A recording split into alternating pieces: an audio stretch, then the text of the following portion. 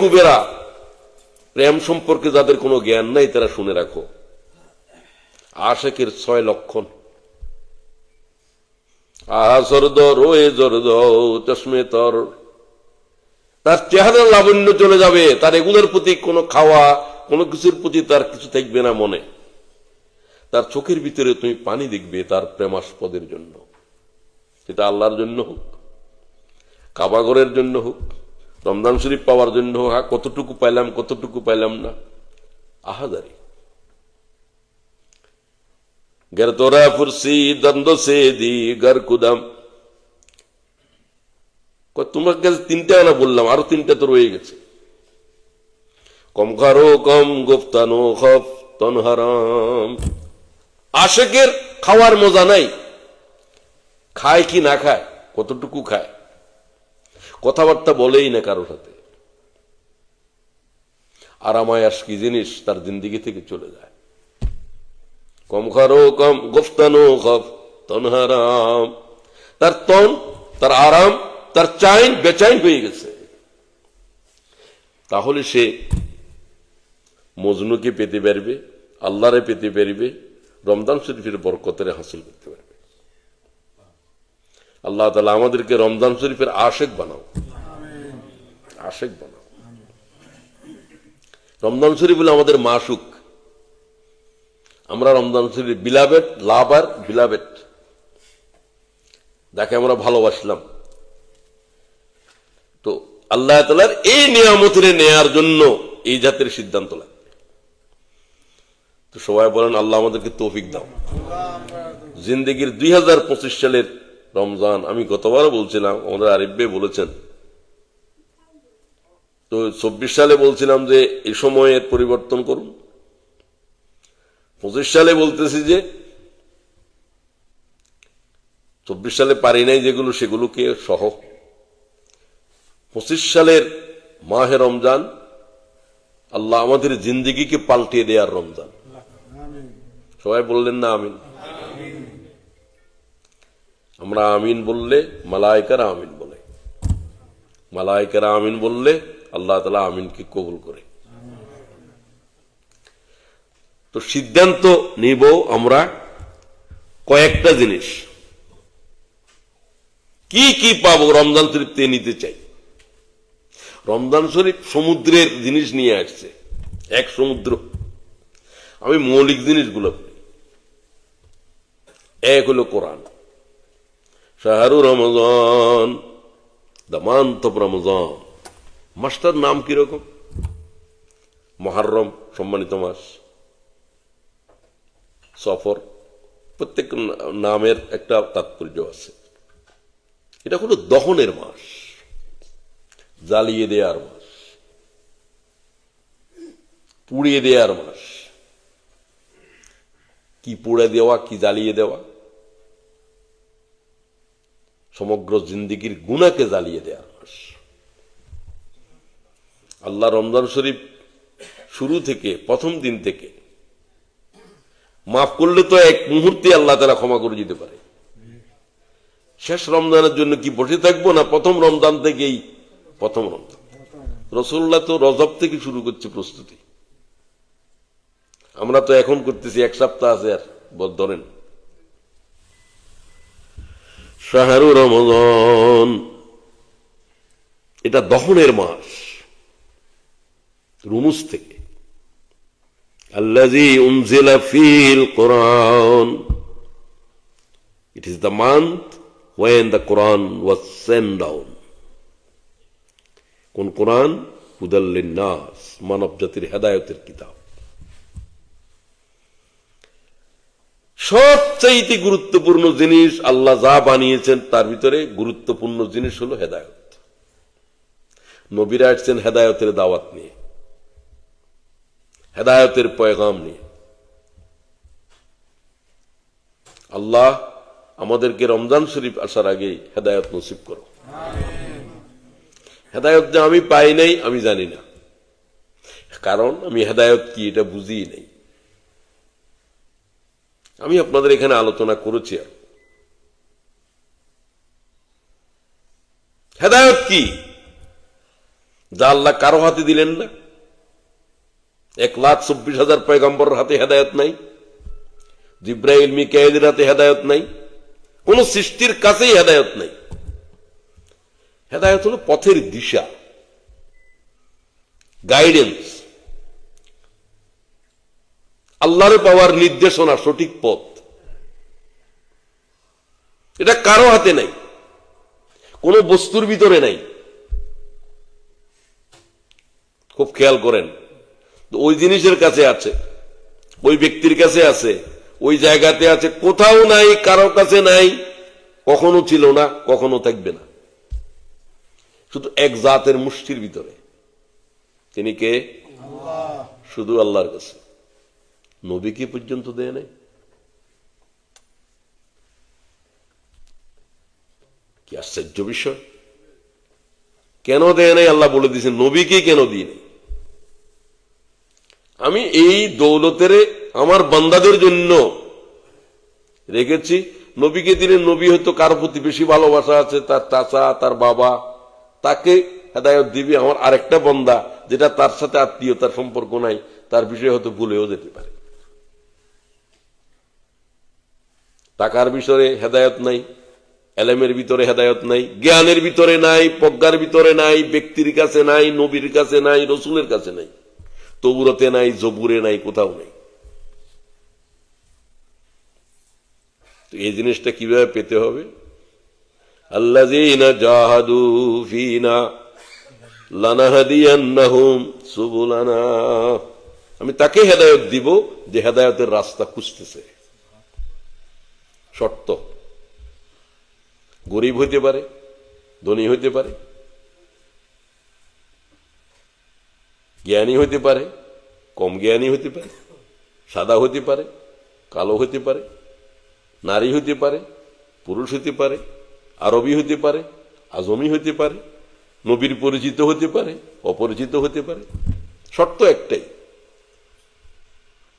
কি লাগবে বলেন? খুঁজতে হবে। হেদায়েতের তলব লাগবে, পিপাসা লাগবে। খুঁজতেছে হেদায়েত কোথায় আছে, আল্লাহ তোর সঠিক পথ কোথায় আছে। যত লোক রিভার্টেড হয়, কনভার্টেড হয়, এদের মাঝে মাঝে এদের অনলাইনে এদের বক্তব্য আসে, শুনবেন। কি করেছে হেদায়েত পাওয়াটা কি রহস্যপূর্ণ, কিভাবে কোরআন শরীফের আওয়াজ তার হেদায়েত দেয়, আজানের শব্দ তার জিন্দিগিরে পাল্টে দেয়। এগুলো কিন্তু আমার জীবনের উপরে সেভাবে প্রভাব বিস্তার করে নাই। খুব খেয়াল করবেন। আমি বলি হেদায়েত যে আপনি পেয়েছেন কিভাবে বুঝলেন? 20 বছর আগে মাছ খাওয়ার সময় যে আমার গলার ভিতরে কাঁটা বেজে গেছিল, আমার গলা একটু কাঁটা বেশি বাজে।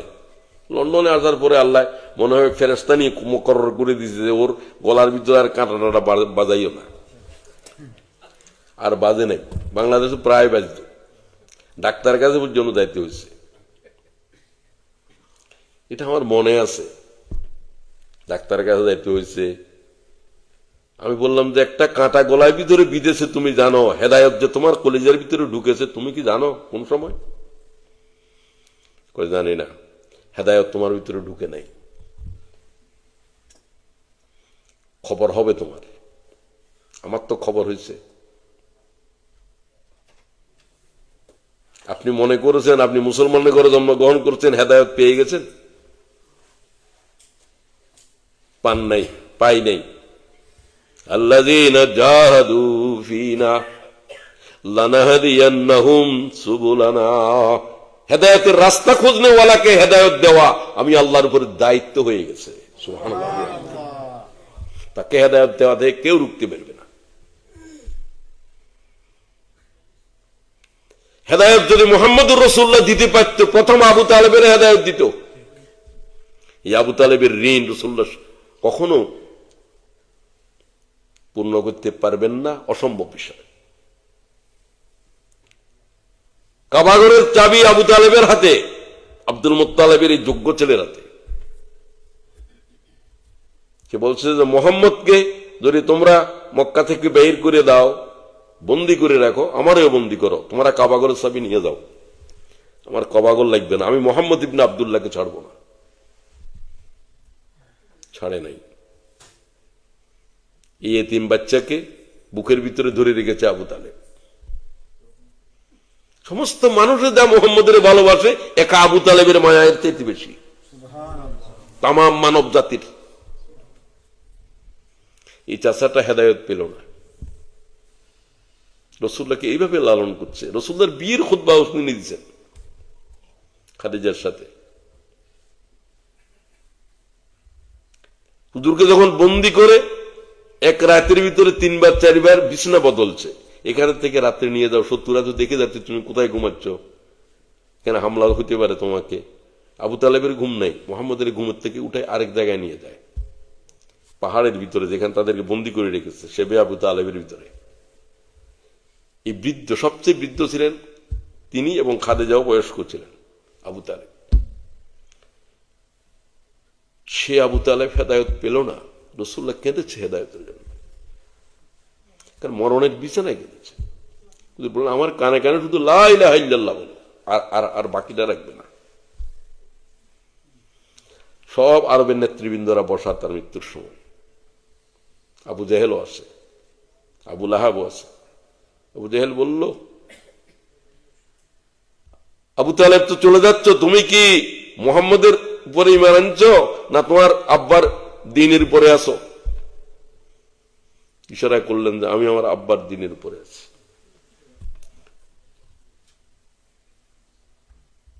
রাসূলুল্লাহর 2 চোখ থেকে পানি গড়িয়ে পড়ল। আবু তালেব চলে গেলেন দুনিয়া থেকে। অনেক বিভ্রান্ত মুসলমানেরা, বেশি সুন্নি, কয়ে আবু তালেব ঈমান আনছিল মৃত্যুর বিছানায়, তোমার মাথায় এনেছিল। হুজুরকে জিজ্ঞাসা করা হয়েছে, হুজুরের চাচা আব্বাসে জিজ্ঞাসা করছেন, মোহাম্মদ তোমাকে এই কথা বলার পর তো অনেকক্ষণ চুপ ছিলেন, আনবো না তোমার উপর ঈমান, সেটা বলেন নাই, বাপের দ্বীনের উপর আছে, তোমারটা বিরোধিতা করে নাই। না, আমার চাচার কলেমার শাহাদা আমার কান শুনে নেই। রাসূলুল্লাহ মিথ্যা বলতে পারবে? আল্লাহ তো আছে সব। জাহান্নামীদের ভিতরে সবচেয়ে কম আযাব হবে তার, কার?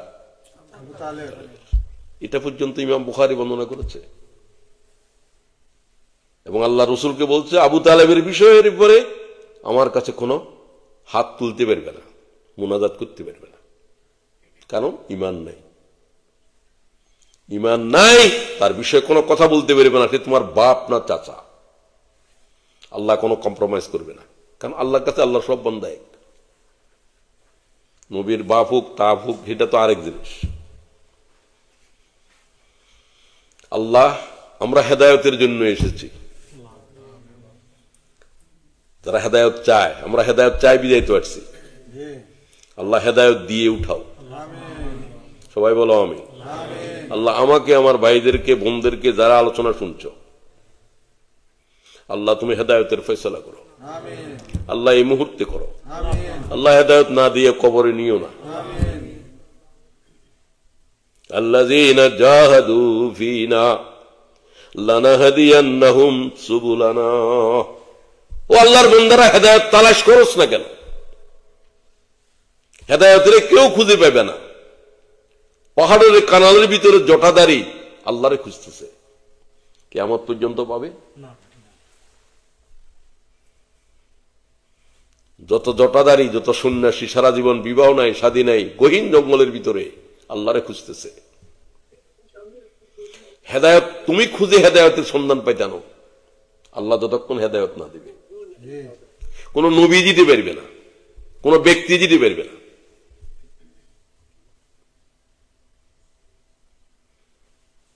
দুনিয়ার কোন সম্পদ দিয়ে হেদায়ত কেন রেজা হবে না? তাহলে যে ধনীরা হেদায়ত পাইতো, গরিবেরা পাইতো না? না, এমন একটা শর্ত দিয়েছে, এটা যে কোনো লোক পালন করতে পারে। হযরত বেলাল বলছে, আল্লাহ তোর শুকরিয়া আদায় করছি, হেদায়েত তুমি রাসূলুল্লাহর হাতেও রাখো নাই। আমি তো কাফরি কৃতদাস বেলাল, তোমার হাতে হেদায়েত আছে বিদায় আমি গোলাম হেদায়েত পেয়েছি। রাসূলুল্লাহ তার চাচাকে হেদায়েত দিতে পারে নাই, যদি পারতেন তিনি প্রথম তার চাচাকে হেদায়েত দিতেন। ইন্নাকা লা তাহদি মান আহবাবতা, মুহাম্মদ যাকে চাও তাকে হেদায়েত দিতে পারবে না। সুবহানাল্লাহ। খবরদার, তোমাকে আবু তালেবের জন্য দুনিয়ায় পাঠাইনি, তুমি হলে হেদায়েতের দায়ী, দাওয়াত দেবে। নবীরা হেদায়েতের দায়ী, কে কবুল করবে? আল্লাহ যাকে চান সে কবুল করবে, ঠিক কিনা?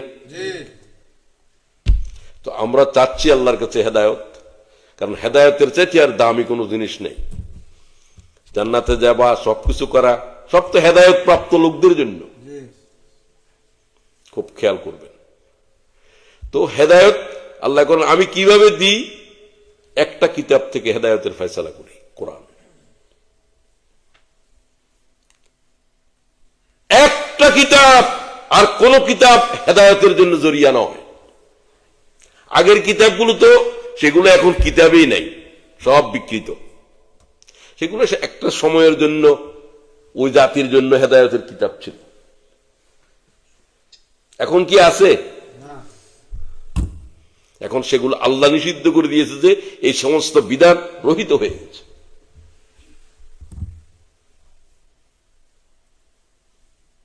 সুতরাং আল্লাহু নাজ্জালা আহসানাল হাদিস কিতাবাম মুতাশাবিহাম মাসানি তাকশাইরু মিনহু জুলুদুল লাযিনা ইয়াখশাউনা রাব্বাহুম সুম্মা তালিনু জুলুদুহুম ওয়া কুলুবুহুম ইলা যিকরিল্লাহ। আল্লাহ তোমাদের জন্য এক বিউটিফুল মেসেজ নাযিল করেছে, বিউটিফুল মেসেজ ফর ম্যানকাইন্ড। আহসানাল হাদিস কিতাবাম মুতাশাবিহাম মাসানি, যে কিতাব, দুটা বিশেষণ বললেন, কিতাবাম মুতাশাবিহাম মাসানি। এই কিতাবের প্রত্যেকটা ৬০০০ আয়াতের ওজন এক বরাবর। সুবহানাল্লাহ ওয়া বিহামদি। প্রত্যেকটা আয়াত এক বরাবর, এক ওজনের। সুবহানাল্লাহ ওয়া বিহামদি। এক আল্লাহ থেকে সব আসছে, অন্য কারো কিছু নাই, তাহলে এক বরাবর হইতো না। মাসানি, হাজার হাজার আয়াতের ভিতরে একটা কথা শুধু গুঞ্জরিত হচ্ছে সমস্ত কোরআনের প্রতিটি আয়াতে। বহুত আলেমকে আমি এই আয়াতের অর্থ জিজ্ঞাসা করেছি, ৩ ভাগের ৪ ভাগের ৩ ভাগ আলেম জবাবে দিতে পারেনি। বলছে মহিজ ভাই পারো, আমাকে, আমি এটা জবাব দিতে পারবো না। সূরা জুমারের ২৩ আয়াত বলে দিচ্ছি তোমাদেরকে। কোরআন শরীফের উপরে এই জাতের আয়াত আমার এলেমেই জানা নাই, কারো জানা আছে কিনা সেটাও আমি জানি না। এত বিস্তারিত আয়াতের উপরে কথা বলার ইচ্ছা নয়, আজকে বুঝানোর জন্য বলছি। আল্লাহু নাজ্জালা আহসানাল হাদিস কিতাবাম মুতাশাবিহাম মাসানি। প্রত্যেকটা আয়াতের ওজন এক বরাবর, প্রত্যেকটা আয়াতের ভিতরে একটা কথা গুঞ্জরিত হচ্ছে, তুমি কান পাতলে শুনবে। সমস্ত আয়াতের ভিতরে তৌহিদ গুঞ্জরিত হচ্ছে। সুবহানাল্লাহ। প্রত্যেকটা আয়াতের ভিতরে তৌহিদ আছে। আল্লাহ তাআলার তৌহিদ মানে এখানে আল্লাহ, আল্লাহর কালামের যে ওজন, প্রত্যেকটা শব্দ আল্লাহর ঘোষণা দিতে আছে। সুবহানাল্লাহ। এটা আল্লাহর কালাম, এটা আল্লাহর কালাম। হাযা কালামু রাব্বি, হাযা কালামু রাব্বি। কার কালাম? প্রত্যেকটা শব্দই তার প্রমাণ করবে, প্রতিটি বাক্য এটার প্রমাণ করবে। এক একটা আয়াতের ব্যাখ্যা করার জন্য যদি সপ্ত সাগরের কালি, দরিয়ার পানিকে কালি করে দাও, আল্লাহ বলছে এক আয়াতের বয়ান শেষ হওয়ার আগে সপ্ত সাগরের কালি শুকিয়ে যাবে। সুবহানাল্লাহ। কি করে আয়াত বানাবি তোরা? এরপরে আবার কালি দিয়ে পূর্ণ করো। সাবায়াতু আবহরিন, ৭ সাগরের পানিকে ৭ বার যদি পূর্ণ করো, এক আয়াতের বয়ান শেষ করতে পারবি না। সুবহানাল্লাহ। এই জাতের কালামওয়ালা কোন কিতাব দুনিয়াতে আছে? এটা বুখারী শরীফ বুঝছো তুমি? বুখারী শরীফের মতো রাসূলুল্লাহর কালাম তো লাখ লাখ জাল হাদিস বানাই ফেলছে, মানুষেরা বানাইছে। যত হাদিস সহিহ আছে এত হাদিস জাল আছে। কথা বুঝো? ১,৫০০ বছর কি একটা কোরআন শরীফের আয়াত কেউ জাল বানাতে পেরেছে? আল্লাহ বলতে এই জাতের মানব পৃথিবীতে আর আসবে না। কোরআন শরীফ যাদেরকে লাজওয়াব করে দিয়েছে তারা পাইত। ইমরুল কায়েস, সাবায়ে মুআল্লাকার কবিরা। এই দেশের কবি নিকলসন বলছে পৃথিবীর কোন ভাষাতে এমন কোন পণ্ডিত জন্মগ্রহণ করে নাই এখনো পর্যন্ত, কোন ভাষাবিদ। নিকলসন বলেন ইমরুল কায়েসের সাহিত্যকে মোকাবেলা করতে পারবে এমন কোন সাহিত্যিক পৃথিবীতে আজ জন্ম হয় নাই। এই দেশের পণ্ডিত সে অক্সফোর্ডের লোক, অ্যারাবিক ডিপার্টমেন্টের। আল্লামা ইকবালের উস্তাদও সে ফার্সি ভাষায়ও পণ্ডিত, আরবি ভাষায়ও পণ্ডিত। জগৎবাসা পণ্ডিতদের একজন নিকলসন, অক্সফোর্ড টিচার। তিনি বলেন, তিনি ভাষাবিদ, ভাষার শিক্ষক। তিনি এখনো পর্যন্ত পৃথিবীর হাজার হাজার ভাষার প্রত্যেক ভাষার সাহিত্যে তো কিছু সাহিত্যিক পণ্ডিতেরা আছে, কাব্য রচনা করে, সাহিত্য রচনা করে। ইমরুল কায়েসের মতো সাহিত্য রচনা করার কোন সাহিত্য পৃথিবীর আজ পর্যন্ত কোন মানব পৃথিবীতে আজ জন্ম হয় নাই। সেই জাতের লোক বলছে কোরআন এটা মানব রচিত নয়। সুবহানাল্লাহ ওয়া বিহামদিহি, লাইসা হাযা কালামুল বাশার। ইন্না তোয়াইনা শুধু হযরত আলী এই আয়াতটা কাবাগরের দেয়ালে লিখে দিয়েছিল, লটকায় দিয়েছিল। 12 শব্দের সূরা অথবা 10 কি 12 শব্দের। এটা পড়ার পরে তৎকালীন আরবি সাহিত্যের বড় বড় পণ্ডিতেরা, সেটা হলো সাহিত্যের যুগ, কোরআন হচ্ছে দুনিয়ার এক অমর সাহিত্য। সুবহানাল্লাহ। যে যুগে যেটার প্রাধান্য সেই যুগে সেটাই দিয়ে আল্লাহ তাআলা ওই জগতের মুজিজা দেন নবীকে। মুসা আলাইহিস সালামের যুগে জাদু, লাঠি দিয়ে আল্লাহ সমস্ত জাদুরের মোকাবেলা করছে। জাদু খেয়ে ফেলেছে, এক লাঠি হা করেছে, তাম 90,000 জাদুকরের জাদু তার পেটের এক নিঃশ্বাসে ঢুকে গেছে। মুহাম্মদ রাসূলুল্লাহর যুগে তো জাদু নয়, মুহাম্মদের যুগে ছিল সাহিত্যের চর্চা। কি রকম পণ্ডিত তারা, নিকলসনের কথা দিয়ে বললাম। শুধু ইন্না তোয়াইনা সূরা দেখার পরে বলছে এটা কোনো মানব বানাতে পারবে না। আমরাও তো 29 অক্ষর দিয়ে কবিতা লিখি আরবের, কোরআন শরীফে 29 অক্ষর দিয়া। আমাদের পক্ষে এই রকম একটা জুমলা বানানো অসম্ভবের অসম্ভব। সুবহানাল্লাহ। সে কোরআনটা পড়ার আপনার সময়ও হলো না, সময়ও হলো না। কখন হবে? শাহরু রমাদান আল্লাযী উনজিলা ফীল কোরআন, এটা সেই কোরআন শরীফ নাযিল হওয়ার মাস, এটা ইনজিল নাযিল হওয়ার মাস। সেগুলা বলার দরকার নেই। ইমাম আহমদ বলছে আল্লাহর তামাম কিতাব রমজান শরীফে নাযিল হয়েছে। সুবহানাল্লাহ। এটা কোরআন শরীফের মাস নয়, এটা আল্লাহর ওহী নাযিলের মাস। সুবহানাল্লাহ। আমাদেরটা শেষ 27 তারিখ, কোথাও বলছে 25। আহমদের বাসায় দেখা যায় 25 রমজান। ঐতিহাসিকেরা আরো দালিলিকভাবে হাদিসের দ্বারা বোঝা যায় 27 রমজান রাত্রি বেলায় তাহাজ্জুদের সময়। সমস্ত কিতাব এই সময় নাযিল হয়েছে। কোন সময়? তাহাজ্জুদের সময়, রাতের শেষ প্রহরে। আল্লাহর তামাম আসমানি কিতাব এই সময় নাযিল হয়েছে। এর চাইতে কি আর দামি সময় আছে? তো এটাও কোরআন শরীফ নাযিলের সাথে রিলেটেড, সময়ের ভিতরে গুরুত্বপূর্ণ। দিনের ভিতরে কোন দিন বেশি গুরুত্বপূর্ণ? আরাফা, ইয়াউমে। ওটা দিন এবং রাতেই 24 ঘন্টা। রাতের ভিতরে হাজির হয়ে গেল আরাফাতে, হজ হয়ে যাবে। রাত না পালে কেউ ইমাম মালিক বলছেন হজ আদায় হবে না। সূর্য অস্তের আগে চলে এসছো, দিন ছিল, রাতের কিয়দংশ পাও নাই, তিনি বলতে দম দিতে হবে। এটা অবশ্য অন্যেরা বলেন নাই, ইমাম মালিক বলছেন। কিন্তু আমার কাছে হজের ক্ষেত্রে ইমাম মালিক সবার চেয়ে গুরুত্বপূর্ণ। যাক, সেই ব্যাখ্যার দিকে আমি যাচ্ছি না, যেহেতু হজের কাফেলা চালাতে গিয়ে এগুলো ক্রিটিক্যালি আমি আলোচনা করছি, প্রত্যেকটা ইমামের বক্তব্য। সময়ের ভিতরে রাতের শেষ প্রহর কখন? সুলুসুল লাইলিল আখির, রাত যখন আর 1/3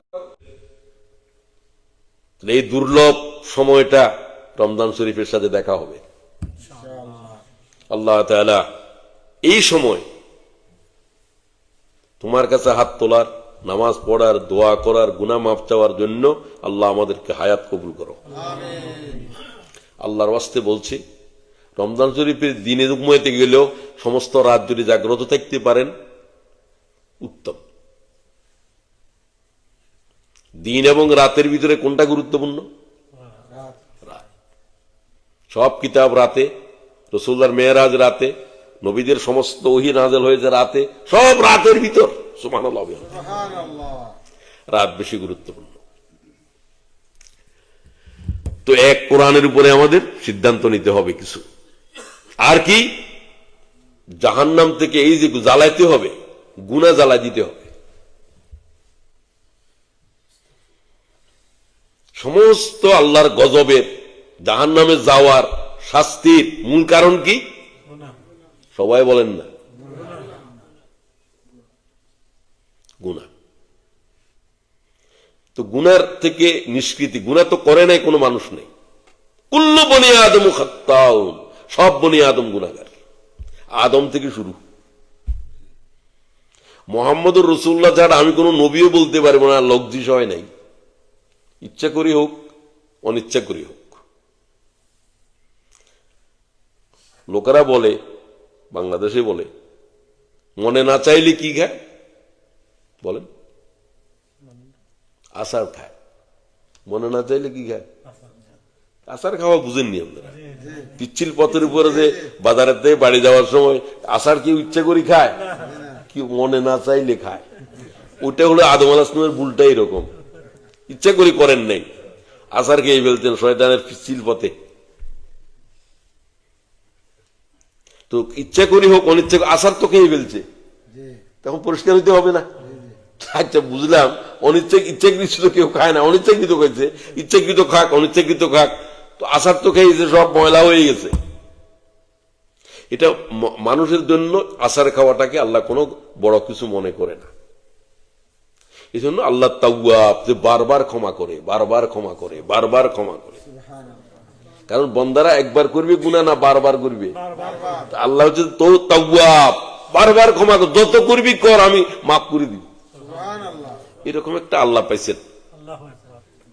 যত গুনাহ করবে করো, মানুষ তোমার ক্ষমা করতো না। গতকালও তুই করছিলি, এটা করবি না, আজকেও এই, কালকেও সেই, 3বার 4বার, এরপরে তো কেউ গ্রহণ করবে না। আল্লাহ কাছে বান্দা যত 1000বার গুনাহ করবি, হাত তুলি বল, শুধু আমি মাফ করে দেব। আমি বলবো না যে গতকাল কেন করছিলি, আমি বলবো না। ওয়ালা উবালি, আমি কাকেও জিজ্ঞাসা করবো না তোর মাফ করে দিতে। বুঝতে পারলেন? তাহলে গুনাহ মাফ নেওয়ার তো একটা অমূল্য সময় রমজান শরীফ। রমজান শরীফের লাইলাতুল কদরের মতো একটা রাত, এই রকম রাত কোন উম্মতের আল্লাহ তাআলা দেন নাই। সুবহানাল্লাহ ওয়া বিহামদিহি। আল্লাহ বললে এটা দামি হয়। বনী ইসরাইলের জন্য, ইহুদিদের জন্য কোন দিনটা দামি করে দিয়েছিলেন? শনিবার।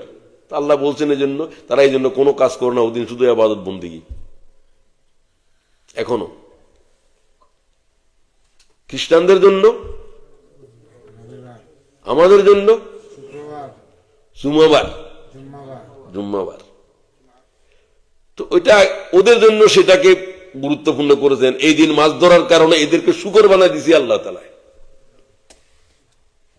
দিনের ভিতরে আমাদের জন্য বড় দিন হলো জুম্মাবার। ইযা নুদিয়া লিস-সালাতি মিন ইয়াউমিল জুমআহ ফাসআউ ইলা যিকরিল্লাহ। আযান দেওয়ার পরে সবকিছু হারাম হয়ে যাবে। আল্লাহু আকবার বলার সাথে মসজিদের দিকে দাবমান হও। ইহুদিদের কিতাবেও তাই, তাদের গোটা শনিবারেই সবকিছু হারাম। এখনো তারা কিছু করে না। ওরা যে মাছ আটকায় রাখতো, শনিবারে মাছ ধরতো না, মাছগুলো আটকায় রাখতো রবিবারে ধরবার জন্য। আল্লাহ তো জানে এই সমস্ত দুষ্টামির মূল কি। কুনু কেরাদাতান খাসেইন, এই বেয়াদবেরা আল্লাহ শুকর হয়ে যেতে বললো, সব শুকর হয়ে গেছে। বয়স্করা শুকর হয়ে গেছে, আর কম বয়স্করা বানর হয়ে গেছে। 48 দিন ছিল, 48 ঘন্টা ছিল শুকর অবস্থায়। মন্টন ঠিক আছে, শুকর হয়ে গেছে, লেজ বাইর হয়ে গেছে, সবকিছুই। বই কয় যে ওমা এটা কি, সে কথা বলতেছে মানুষের মতো, ঘরের থেকে বাইর হচ্ছে না। 3 দিন পরে সব মারা গেছে। এদের আর তৌবা টৌবা নসিব হবে না। শুকর অবস্থায় আর বানর অবস্থায় দুনিয়ার গেছে। শুধু শনিবারের আইন লঙ্ঘন করেছে। আপনারা তো প্রত্যেকদিন শুক্রবারের আইন লঙ্ঘন করেন, আমরা করি। রাসূলুল্লাহ দোয়া করছেন, আর উম্মতের আল্লাহ তুমি ইজ্জতের বেইজ্জত করিও। হুজুর বলছেন আমি কবুল করলাম। রাসূলুল্লাহ শুধু একটা দোয়া আল্লাহ কবুল করেন নাই, আল্লাহ আর উম্মতের ভিতরে ঐক্য পয়দা রাখো। আল্লাহ কই এটা হবে না, অনৈক্য দিয়ে কিয়ামত হবে। এটা কবুল হয় নাই, উম্মতেরা কখনো এক হবে না। এই জন্য বেশি এক করার চেষ্টা করবেন না, হবে না কখনো। রাসূলুল্লাহর দোয়াই কবুল হয় না এই বিষয়ের উপরে। আমরা অনৈক্য করব না, কিন্তু উম্মতের অনৈক্য কেউ থামাতে পারবে না। তো কিছু জিনিস আছে যে এগুলো মৌলিক নয়, ক্ষুদ্র ক্ষুদ্র জিনিস নিয়ে অনৈক্য থাকলে থাক, এটা নিয়ে মারামারি করবেন না।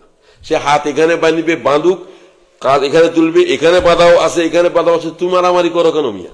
এখানে তো অপশন আছে, ঠিক কিনা? তো এটা নিয়ে কেন উম্মতের ভিতরে ফেরকা সৃষ্টি করো?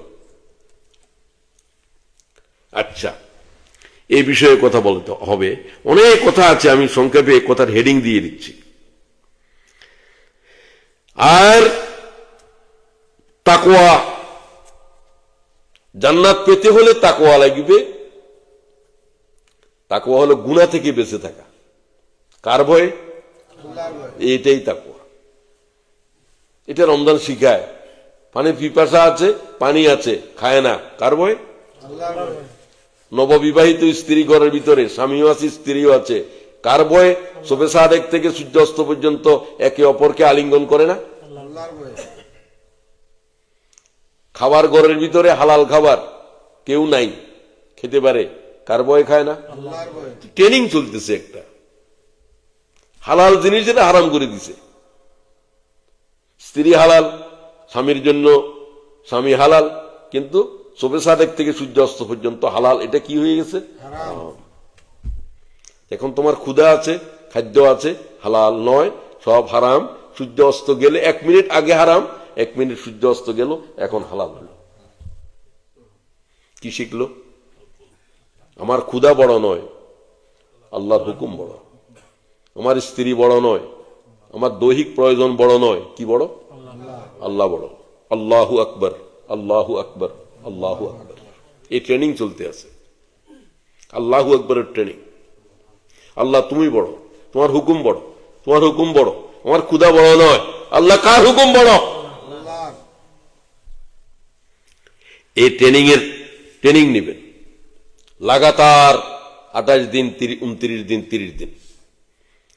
মনোবিজ্ঞানীরা বলে কোন নেশাখোরকে যদি 28 দিন থেকে 29 দিন লাগাতার নেশা থেকে দূরে রাখতে পারো, তার নেশার দিশা কেটে যাবে, নেশা কেটে যাবে।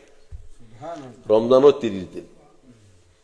ট্রেনিংটা এত লম্বা কোনো ইবাদত নাই। গোটা হজটাই 5 দিনে শেষ। নামাজ তো 5 ওয়াক্ত, 1 ওয়াক্ত সময় নেই, আধা ঘন্টা লাগে, ঠিক কিনা? লাগাতার ইবাদত চলতেছে দিনে এবং রাতে। দিনে সিয়াম, রাতে কিয়াম, দিনে সিয়াম, রাতে কিয়াম, চলতে আছে 24 ঘন্টা। কতদিন? 30 দিন। 30 দিন কয় ঘন্টা বলেন? না, 30 দিনে কত হলো? 720 ঘন্টা ট্রেনিং চলছে। এটা একটা ট্রেনিং পিরিয়ড, এটা কোনো আরামের পিরিয়ড নয়। ট্রেনিং পিরিয়ডটা কঠিন সৈনিকদের জন্য। এই 30 দিন ট্রেনিং করতে হবে, তাকওয়ার ট্রেনিং। আল্লাহু আকবরের ট্রেনিং চলবে। সবকিছুর উপরে আল্লাহ তুমি বড়, ক্ষুধার উপরে তুমি বড়, প্রয়োজনের উপরে তুমি বড়, আল্লাহ তুমিই বড়। সুবহানাল্লাহ, আল্লাহু আকবার। এই কেউ দেখুক না দেখুক এর প্রশ্ন নেই, আল্লাহ সব দেখতে আছে। তো আসেন এই মাসটা সম্পর্কে রাসূলুল্লাহ কি বলছেন, এরপরে এই যে টার্গেট গুলো দিলাম এগুলোর উপর একটু কথা বলে কথা শেষ করব। কিছু মানুষ আছে হুজুর বলছেন আমার উম্মতের যাদের জন্য জান্নাত অপেক্ষা করছে, আল্লাহ এরা কখন আসবে? ওমা তাশতাকুন ইলাল জান্নাত, জান্নাত যাদের জন্য অপেক্ষা করে। এদের মধ্যে একটা লোক হলো, একটা বৈশিষ্ট্য হলো তালিউল কোরআন, যারা বেশি কোরআন তেলাওয়াত করে। সবাই বলেন না? তো আপনি এটার ভিতরে শামিল হন। আমি এরকম লোক দেখছি, এত বয়স্ক লোক চশমা ছাড়া কোরআন পড়ে, আমার আত্মীয় হয়। আপনি এই বয়সে কোরআন শরীফ আমার চোখের জুতিরে শুধু বাড়াইতে আছে। তখন তিনি ধরেন না 90-এর কাছাকাছি বয়স, কোরআন শরীফ গলায় রাখতেন উনি, সবসময় পড়তেন। তখন এই কোরআন শরীফ কতগুলো আছে জুরজানে বেঁধে গলায় রাখা যায়, বয়স্ক মানুষ। তালিউল কোরআন ওয়া হাফিজুল লিসান, যে ব্যক্তি জিহ্বা সংযত এত যে কথা বলেই না, খুব দরকার না হলে। আবু বকর কথা বলা কম বলার জন্য পাথর রাখতো মুখে, কথা বলতে হলে পাথর বাইর করো, কথা বলো, কে এত ঝামেলা করবে, কথাই বলতো না। খুব খেয়াল করেন। তো আপনি হতে পারেন না? পারেন না। কি সংযত করতে হবে? কথা বলে না কেন? জিহ্বা কি সবাই নাই? তো বলতেছো না কেন? হাদিস বলতেছি না ওয়া হাফিজুল লিসান, কিসে হেফাজত করে?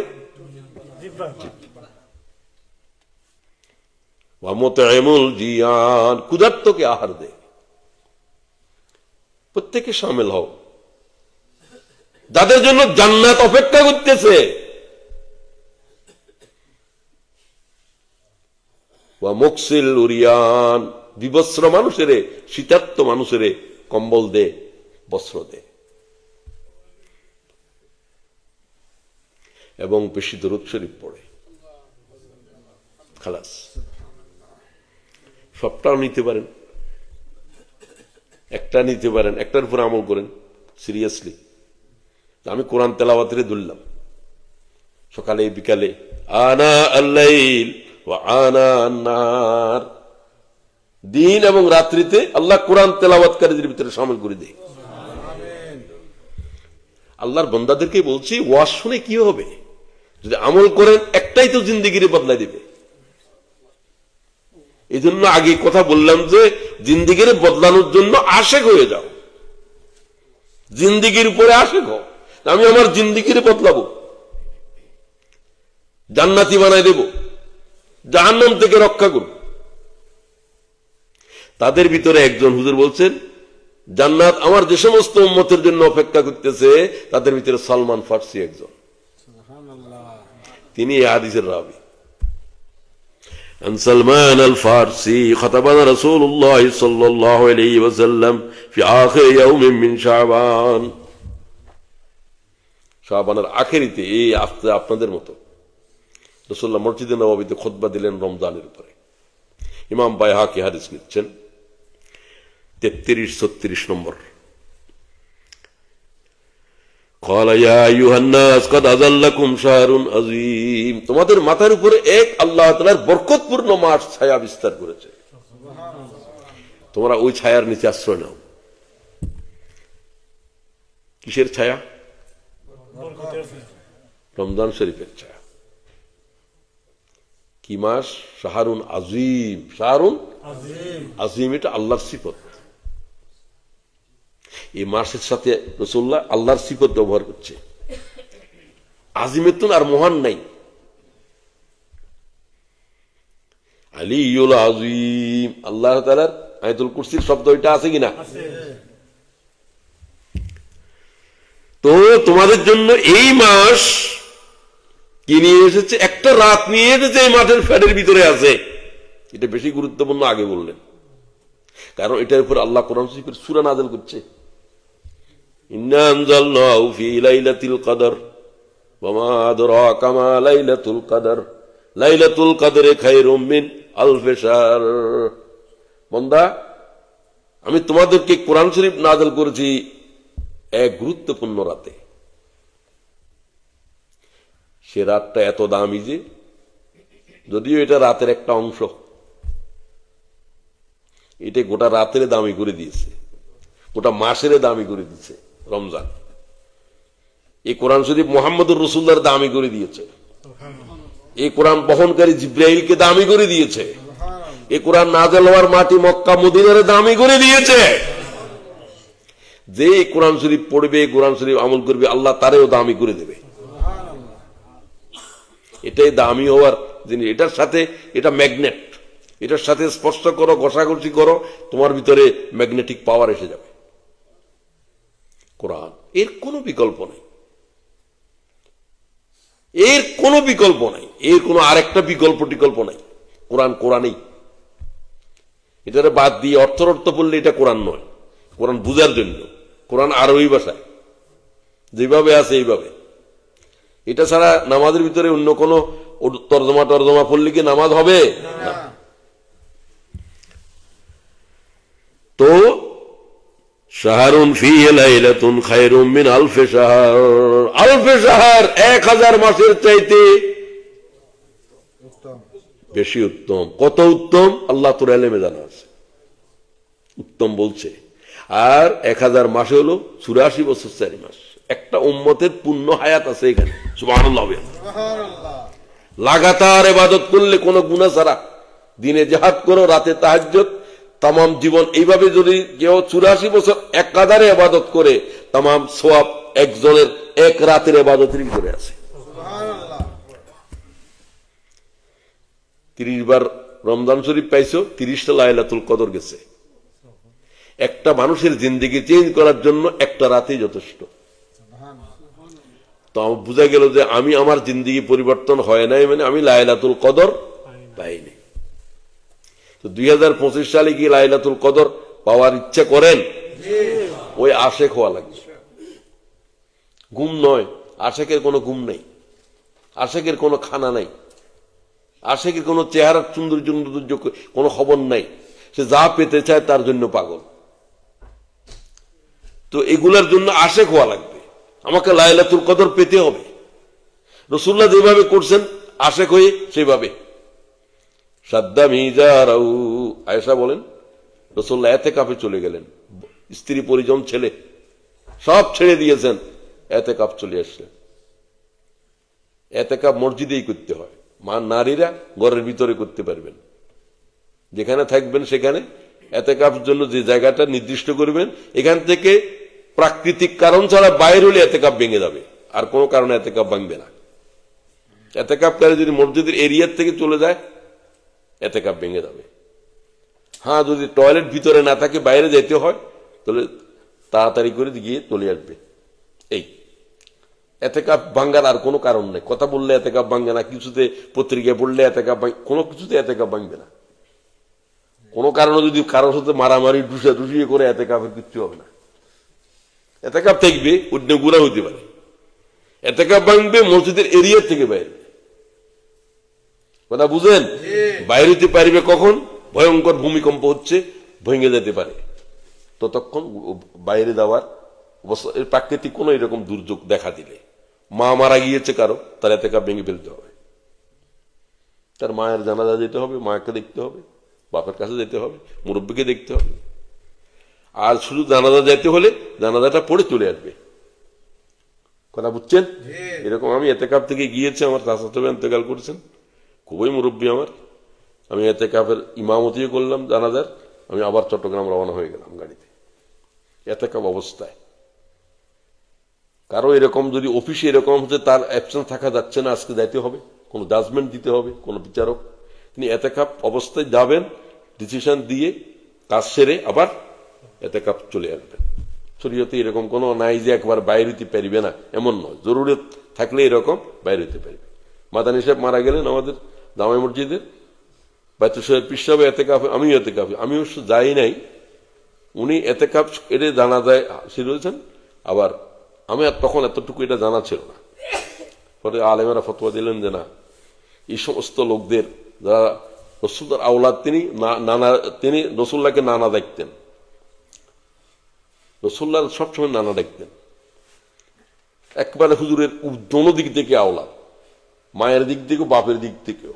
আব্দুল আহাদ আল মাদানী, তার জানা যায় তিনি রমজান শরীফে ইন্তেকাল করছিলেন। আমার মনে আছে সম্ভবত লাইলাতুল কদরের বা পিসাব তারা সবাই এসেছেন। আমি এতেকাপ ছিলাম, আমি গেলাম না, এতেকাপ তো ভেঙে যাবে, কিন্তু তখন আমার মশালা জানা ছিল না। আচ্ছা, যাই হোক,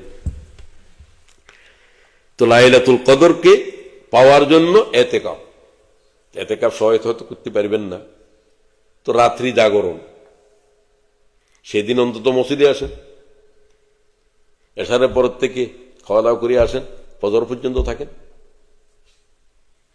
কি বলেন? ফিটিরে ঘুম দেয়া যাবে না। আয়েশা বলেন রাসূলুল্লাহ কি করছেন? তিনটা কথা বললেন। সাদ্দা মিজারা, হুজুর তার কোমরকে বেঁধে ফেললেন। এক নম্বর, মানে সিদ্ধান্ত নিলেন, বেল্ট পরে ফেললেন, কারণ অনেক রাত দাঁড়াবেন। আল্লাহর কাছে সবচেয়ে প্রিয় নামাজ হলো যে নামাজের কেয়াম লম্বা। দাঁড়াতে দাঁড়াতে হুজুরের পায়ের ভিতরে পানি এসে যেত।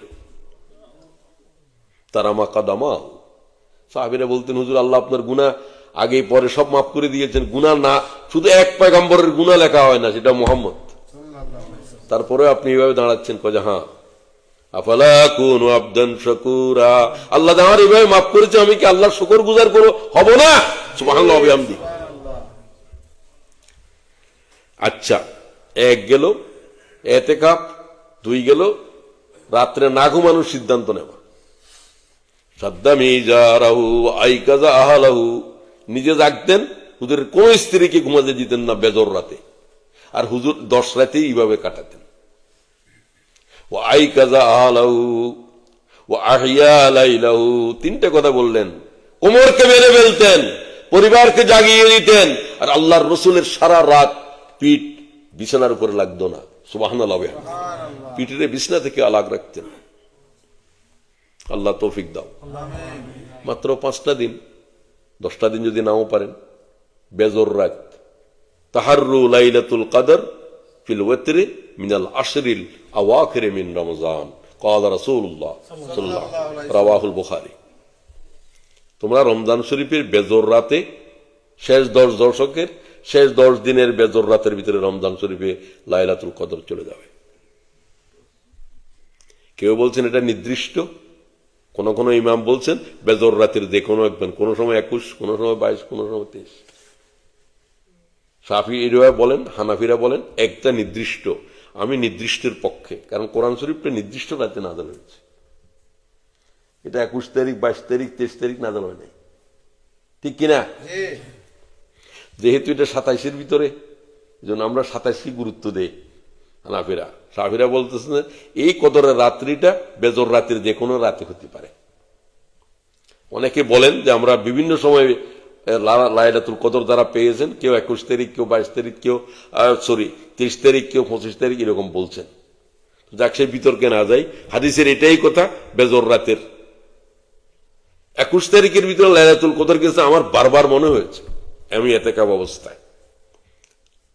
তো কিন্তু শিয়া মুসলিদের, শিয়ার ইমামেরা বলেন না 17 তারিখ বদরের দিবসের দিন, এটার কোনো দলিল নেই।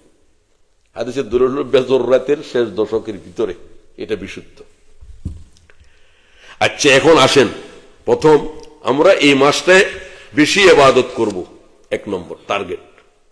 কারণ মান তাকাররাবা ফীহি বিখাসলাতিন মিনাল খাইর কানা কামান আদ্দা ফরিদাতান ফিমা সাওয়া, এই মাসের 1 নফল ফরজের বরাবর। সুবহানাল্লাহ, আরো জোরে সুবহানাল্লাহ। বহুবার বলছি, আজকে আবার বলছি, সমস্ত উম্মতের আমল জমা করলে নফল ইবাদত একটা ফরজের বরাবর হবে, শুধু এই মাসে হবে। বুঝেন? সুবহানাল্লাহ, আস্তে বললাম বুঝেন নাই। সমস্ত উম্মতের নেকামল জমা করলে নফল ইবাদত একটা ফরজের বরাবর হবে না, শুধু রমজান শরীফের 1 নফল ফরজের বরাবর। সুবহানাল্লাহ। তো একবার সুবহানাল্লাহ পড়ার সওয়াব কি পরিমাণ হবে? তার মানে একটা মুহূর্ত সময় অপচয় করবেন না। ওই যে আরিফ ভাই বললেন, যে মফিজ ভাই গতবারও বলছিলেন, রমজান শরীফের একটা মিনিটের ভিতরে শত শত বছর চলে যাচ্ছে। শত বছরের ইবাদত চলে যাচ্ছে 1 মিনিটের ভিতর। 3টা এরকম ছিল। রাসূল সাল্লাল্লাহু আলাইহি ওয়াসাল্লাম লাগাতার 30 রোজা, কিন্তু আমরা তো নিজেদের জন্য জরুরি করা উচিত। রোজারে ধ্বংস করতেছে জিহ্বা, গীবত, শিকায়েত, ঝগড়া, মিথ্যা কসম করা, রাগারাগি করা, ঠিক কিনা বলেন? তো এই বছর রমজানকে ধ্বংসকারী এই জিহ্বা কি হেফাজত করব? জিহ্বা হেফাজত করবেন, রাগ হেফাজত করবেন। ইফতার আগে দিয়ে লাঠি লইয়ে রে কেউ ভিক্ষুক আসলে, গরিব আসলে সে যেন মারামারি করবে। তুমি তো রোজা মিয়া, ক্ষুধার্ত মানুষের কি কষ্ট তুমি তো জানো। তো একজন ক্ষুধার্ত মানুষ তোমার দরজায়, তুমি পারলে কিছু দিলে, একটা সামান্য কিছু হইল দাও না। ওয়াহুয়া শাহরুল মামাসাত, এটা তো সহানুভূতির মাস, এটা সবরের মাস। এত বেসবর, এত অস্থির, এত ঝগড়াঝাটি পরিবারের ভিতরে। কোথাও রোজায় দিচ্ছে, রোজায় দিচ্ছে মানে কি? রোজা কি মানুষ নাকি তার লোক কুস্তি করে? রোজায় দিচ্ছে কি? তোর কাছে কোন রোজাই নাই।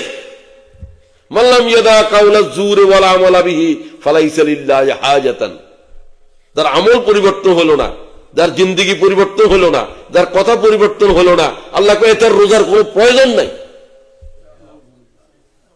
লাইসা, আল্লাহর কোনো প্রয়োজন নেই তার রোজার। তার রোজা রাখতে নিষেধ কর। থাকলে কি হবে? রোজা তো থাকে নাই, উপবাস ছিল। ঠিকই বলছো।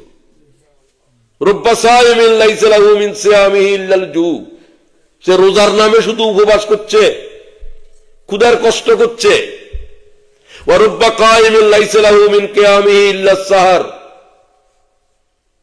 তাহাজ্জুদের নামে শুধু জিমাইছে, কোন অনুভূতি নাই, কিছু নাই। কিসের জন্য জাগ্রত হয়েছে, কার সামনে দাঁড়িয়েছে, অনুভূতিবিহীন। এ সমস্ত ইবাদতের কোন মূল্য আছে? এজন্য ঈমান ওয়া ইহতিসাবা, ঈমান এবং ইহতিসাবের সাথে, অনুভূতির সাথে, ইখলাসের সাথে সিয়াম করা লাগবে, কিয়াম করা লাগবে।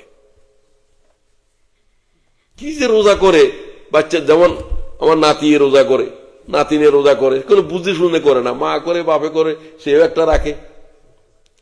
তারা সওয়াব পাবে, তারা তো অবুঝ। আপনার রোজা কি অবুঝের রোজা, পাগলের রোজা? তারা এটা তো উপবাস। এজন্য সিয়াম আছে, তাকওয়া নেই। সিয়াম আছে কি? আজান আছে, বেলালের হৃদয় নাই। খুব খেয়াল করেন, কিয়ামত পর্যন্ত আজান দিলি 10 বছর পর্যন্ত হযরত বেলালের আজান আর তোমার আজান, আজান শব্দ তো এক গুলি। আল্লাহু আকবার ও বলেছে, তুমিও বলেছো, বলার পার্থক্য আছে না নাই? ওই আবেগ লাগবে, ওই হৃদয়ের বেদনা লাগবে। আল্লাহ তৌফিক দাও। তো আসেন,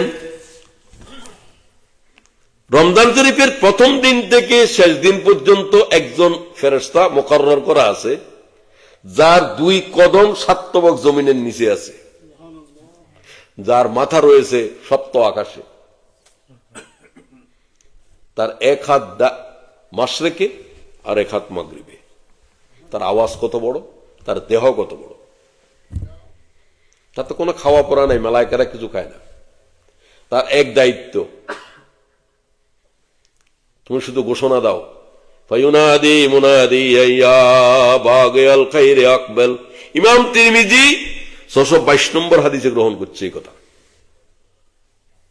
হে নেককারগণ, নেক আমল করার বসন্তকাল এসেছে, এক নফলে ফরজ বরাবর। সুবহানাল্লাহ।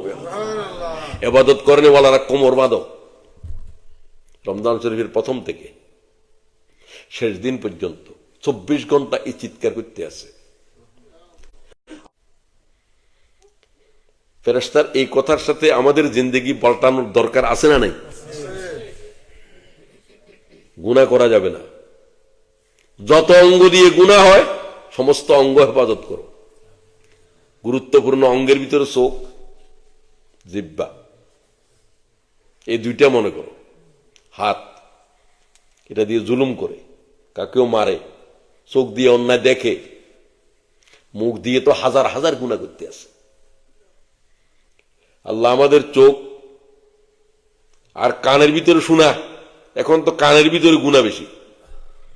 মোবাইল কি দিয়ে কি করে শুনে, দুনিয়ার অশ্লীল জিনিস দেখতে আছে রোজা রেখে, ঠিক কিনা বলেন? খোদার ওয়াস্তে মোবাইল কেড়ে নাও বাচ্চাদের হাত থেকে, বাচ্চা শেষ হয়ে যাবে, শেষ করেই ফেলছ অলরেডি। কি নেশাগ্রস্ত, মোবাইল না দিলে বাচ্চা ভাতও খায় না। তুমি ভাত খাইছিলে কেমনে? আমি খাইছিলাম কেমনে? শুধু বাচ্চারা দোষ দিলে কি হবে? বাচ্চারা কেন উঠে দিছে ওইটা?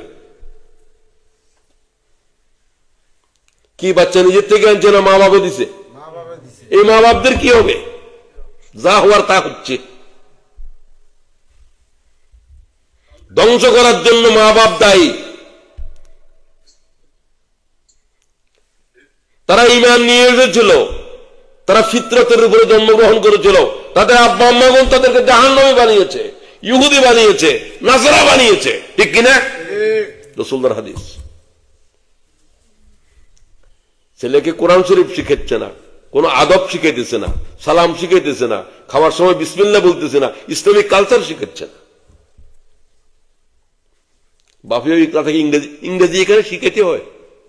স্কুলে 3 দিনে গেলে তুমি বাংলা ভুলেই যায়, তুমি তার সাথে ইংরেজি টক করার তোমার কোনো দরকারও তো নাই। তোমাকে ইসলামিক কালচার শিখাইতে হবে, এগুলো স্কুলে শিখাচ্ছে না। সালামটা শিখাও, কলেমা শিখো, বিসমিল্লাহ বলে খাইতে শিখাও, খাওয়ার পরে আলহামদুলিল্লাহ বলো, ঠিক কিনা বলেন?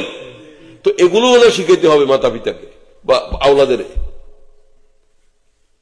6-7 বছর বয়স হয়ে গেছে, নামাজের তালিম নাই, বাপের রেগুলার, মারও কোনো নামাজের ঠিক নাই। ফজরের নামাজ তো কোন সময় পড়ছে, দাদায় পড়ছে কিনা কোনো জানে, ঠিক কিনা বলেন? আর মসজিদে আসতে পারে না, মুসল্লি কতগুলো লাঠি নিয়ে আছে। 6-7 বছরের বাচ্চারা মসজিদে আনতে বলা হয়েছে, আল্লাহ রাসূল বলছে। এরা কাবাঘরের ভিতরে বল গেলে, কাবাঘরের ইমামেরা এদেরকে কোনোদিন ডাক দিতে পারে না? এগুলো এই সমস্ত নাই, এই দেশেও তো নেই। এরা মসজিদে আসে কথাবার্তা বলবে, এরা তো এগুলো কিছু বুঝে না, এদের জন্য বৈধ। এরা তো এই দেশের লোকেরাও জানে এটা। শিশুরকে আপনি গায়ের উপরে হাত দিতে পারবেন? রাসূলুল্লাহ কোন শিশুর গায়ে হাত দিয়েছে? শিশুকে সেভাবে তৈরি করছেন না কেন? তো ইবাদত করার মাস, গুনাহ থেকে হেফাজত থাকার মাস। আল্লাহ তাআলা তৌফিক দাও। এগুলো সিদ্ধান্ত নেওয়ার জন্য বলছি। একটা সিদ্ধান্ত নেন যে রমজান শরীফে কোনো গুনাহ করব না, গুনাহে কবিরা করব না, সগীরা টগীরা বাদ দাও। কি করব না? শিরিক করব না, জানাবে বিচারের দিকে যাব না, শরাব খাবো না। এইরকম গুনাহে কবিরার মাত্র কয়েকটা 700 গুনাহে কবিরার লিস্ট আছে হাদিসে। কোন গুনাহে কবিরা করলে ওয়ালা যদি তওবা না করে গুনাহ কবিরা নিয়ে মারা যায়, তওবা ছাড়া তার জান্নাতে যাওয়ার কোন রাস্তা নাই। হ্যাঁ, তওবা করে নিলে যত বড় গুনাহ হোক আল্লাহ মাফ করে দেবে। তো এই রমজান মাসের দ্বিতীয় টার্গেট, অতীতের গুনাহ থেকে আল্লাহ তাকে কি নিব? মাফ নেব। জিহ্বার ভিতরে একটা লফজ মুখস্থ করো, আস্তাগফিরুল্লাহ ওয়া আতুবু ইলাইহি, আস্তাগফিরুল্লাহ ওয়া আতুবু ইলাইহি। আয় আল্লাহ, আমি ক্ষমা চাই, আমার অতীতের গুনাহ মাফ করে দেন, আমি তওবা করে ফিরে এলাম। বলেন ওয়া আতুবু ইলাইহি। আর আস্তাগফিরুল্লাহ এটাও ক্ষমা চাওয়া, ওয়া আতুবু ইলাইহি বলাটা উত্তম। দোনোটা, ক্ষমা এবং তওবা। রাতে যখন শেষ রাতে উঠবেন, গুনাহ মাফের সময় এটা। কেন? আল্লাহ বলেন যে গুনাহ মাফ চাওয়ার কেউ আসো? এই কথা তো কোনো সময় বলে না। আমি আল্লাহরে বলি, আল্লাহ কোন সময় বলে? একেবারে নিকটতর আকাশ থেকে। গুনাহ যদি মাফ নিতে না পারেন, রমজান শরীফের লানত আপনার উপরে, আমার উপরে।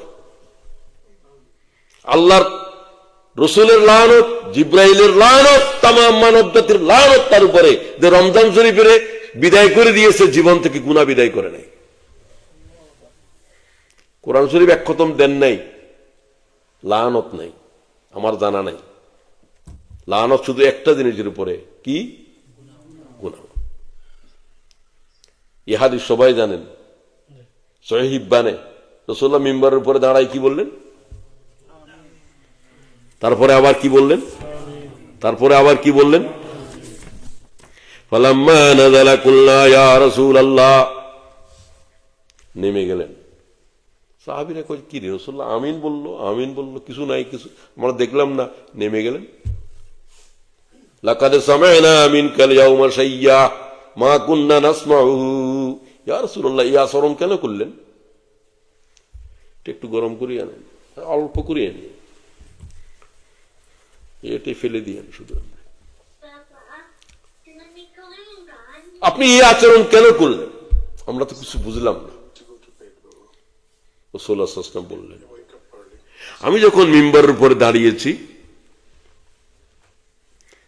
ফালাম্মা আরতাকা দারজাতাস সালিসা ক্বালা আমিন, ফালাম্মা দারজাতাস সানিয়া ক্বালা আমিন, ফালাম্মা নাযালা কুল্লা ইয়া রাসূলুল্লাহ লাকাদ সামা'না মিনকাল ইয়াওমা শাইয়্যা মা কুননা নাসমা'ুহু। আপনি এরকম কেন করলেন হুজুর, আমাদেরকে ব্যাখ্যা দেন। ক্বালা ইন্না জিবরিল আরাযালি, আমি যখন মিম্বারের উপরে খাড়াইছি জিবরাইল সামনে ছিল। তোমরা দেখো নাই? নবীরা জিবরাইলকে দেখে, জিবরাইলের কথা শুনে। জিবরাইল কি বলতেছে রাসূলুল্লাহ বলে দিচ্ছেন সাল্লাল্লাহু, ইন্না জিবরিল আরাযালি ফাকালা বাউদা। বাউদা মানে লানত। কার উপরে? মান আদরাকা রমজান, যে পেয়েছে রমজান। যে পায় নাই তার উপরে লানত নাই, যে পেয়েছে রমজান। ফালাম্মা রমজান ফালাম ইউগফার লাহু কুলতু আমিন। রমজান শরীফ পেয়েছে, রমজান শরীফ বিদায় করেছে, জীবন থেকে গুনাহ বিদায় করে নেই। এই উম্মতের উপরে আল্লাহর গজব। কুলতু আমিন, আল্লাহ জিবরাইলের বদদুয়া কবুল করো। কে বলল? ও আমিনটা সবাই শুনছে, বদদুয়াটা শুধু রাসূলে শুনছে। বাকিগুলা বলার দরকার নাই, শুধু রমজানেরটা বলছি। তাহলে গুনাহ মাপ নিতে না পারলে আল্লাহ তাআলার পয়গম্বরের লানত, জিবরাইলের লানত, আল্লাহর পক্ষ থেকে আল্লাহরও লানত। 30 বছরের রমজান শুধু লানত নিয়েছি। 2025-এর কি লানত চলবে না মাপ নেওয়ার চেষ্টা চলবে? একটা তো বললাম জিব্বার উপরে, এটা লাজেম করো, পড়া নয়। কি বলছি? লাজেম। হাদিসটা কিরকম? লাজেম। মান লাজেম আল ইস্তিগফার, যারা ইস্তিগফার পড়াকে জরুরি করেছে, লাজেম করেছে, সকালে বিকালে গাড়িতে উঠায়, কেবিং করায়, আস্তাগফিরুল্লাহ আস্তাগফিরুল্লাহ আস্তাগফিরুল্লাহ আস্তাগফিরুল্লাহ আল্লাযী লা ইলাহা ইল্লা হুয়াল হাইয়ুল কাইয়্যুম, কয়েকবার পড়ি, এটা পড়বেন। এটা হলো যে আস্তাগফিরুল্লাহর বুলেট। বলেন আস্তাগফিরুল্লাহ আল্লাযী লা ইলাহা ইল্লা হুয়াল হাইয়ুল কাইয়্যুম। যে আয়াতের ভিতরে হাইয়ুল কাইয়্যুম দেখবেন, যে দোয়ার ভিতরে হাইয়ুল কাইয়্যুম দেখবেন, এটা ইসমে আজম, এটা সাংঘাতিক। এটা হাইয়ুল কাইয়্যুম ওয়ালা ইস্তিগফার। সবার জানা আছে তো? এটাকে পড়বেন 100 বার, 200 বার, 300 বার, যা পারেন আপনি। ওজিফা করেন রমজান শরীফে, বেশিরভাগ ইস্তিগফার পড়বেন। ইস্তিগফারের 3 উপকারিতা বলছে ইমাম আহমদ, ইমাম আবু দাউদ। কি? মান লাযিমা আল ইস্তিগফার জাআলাল্লাহু লাহু মিন কুল্লি যিকিন মাখরাজা। ইস্তিগফার লাযিমকারী ব্যক্তির জন্য কোনো সংকট নাই, সব সংকটের মুক্তি আল্লাহর জিম্মায়। সুবহানাল্লাহ বাড়িতে বললে হবে? তো সংকট কার নাই? মেয়ের বিয়ে হচ্ছে না, এক সংকট। মাটা সুস্থ হচ্ছে না, এক সংকট। আমার নিজের, আপনার নিজের কোন এরকম কত সংকট আছে। রাসূলুল্লাহ বলেন ইস্তিগফার করনে ওয়ালার সংকটের মুক্তি আল্লাহর জিম্মা গ্রহণ করল। আল্লাহর যদি দিয়ে দিতে পারেন তো সহজ হলো। আল্লাহ, আমরা ইস্তিগফারকে লাজিম করলাম, আপনি আমাদের সংকটের দায়িত্ব নেন। 2 নম্বর, একটা দিয়ে শেষ হচ্ছে না। কথাগুলা কিরকম দেখেন, ওয়ামিন কুল্লে হাম্মিন ফারাজা, প্রত্যেক টেনশন থেকে ফ্রি। ওমা, ডাক্তাররা বলে যে টেনশনের ওষুধ নেই, ওষুধ তো ইস্তেগফার। টেনশনের ওষুধ কি? আল্লাহ রসুল বলছেন। ইমামে আবু দাউদ হাদিস নিয়েছেন, ইমামে আবু দাউদ হাদিস নিয়েছেন। হাদিসের নম্বর পর্যন্ত আমি বলে দিচ্ছি তোমাদেরকে মনে রাখার জন্য। ইমাম আহমদ বলছেন, আবু দাউদ বলছেন, অন্যান্য কিতাবেও আছে। আবু দাউদের 1518, 2 নম্বর, টেনশন ফ্রি, সংকট ফ্রি, টেনশন ফ্রি। আর কি দরকার? একটা দিনের কি রয়ে গেছে বলেন তো? রিজিক। টেনশনও নাই, সংকটও নাই, খাইতে তো হবে।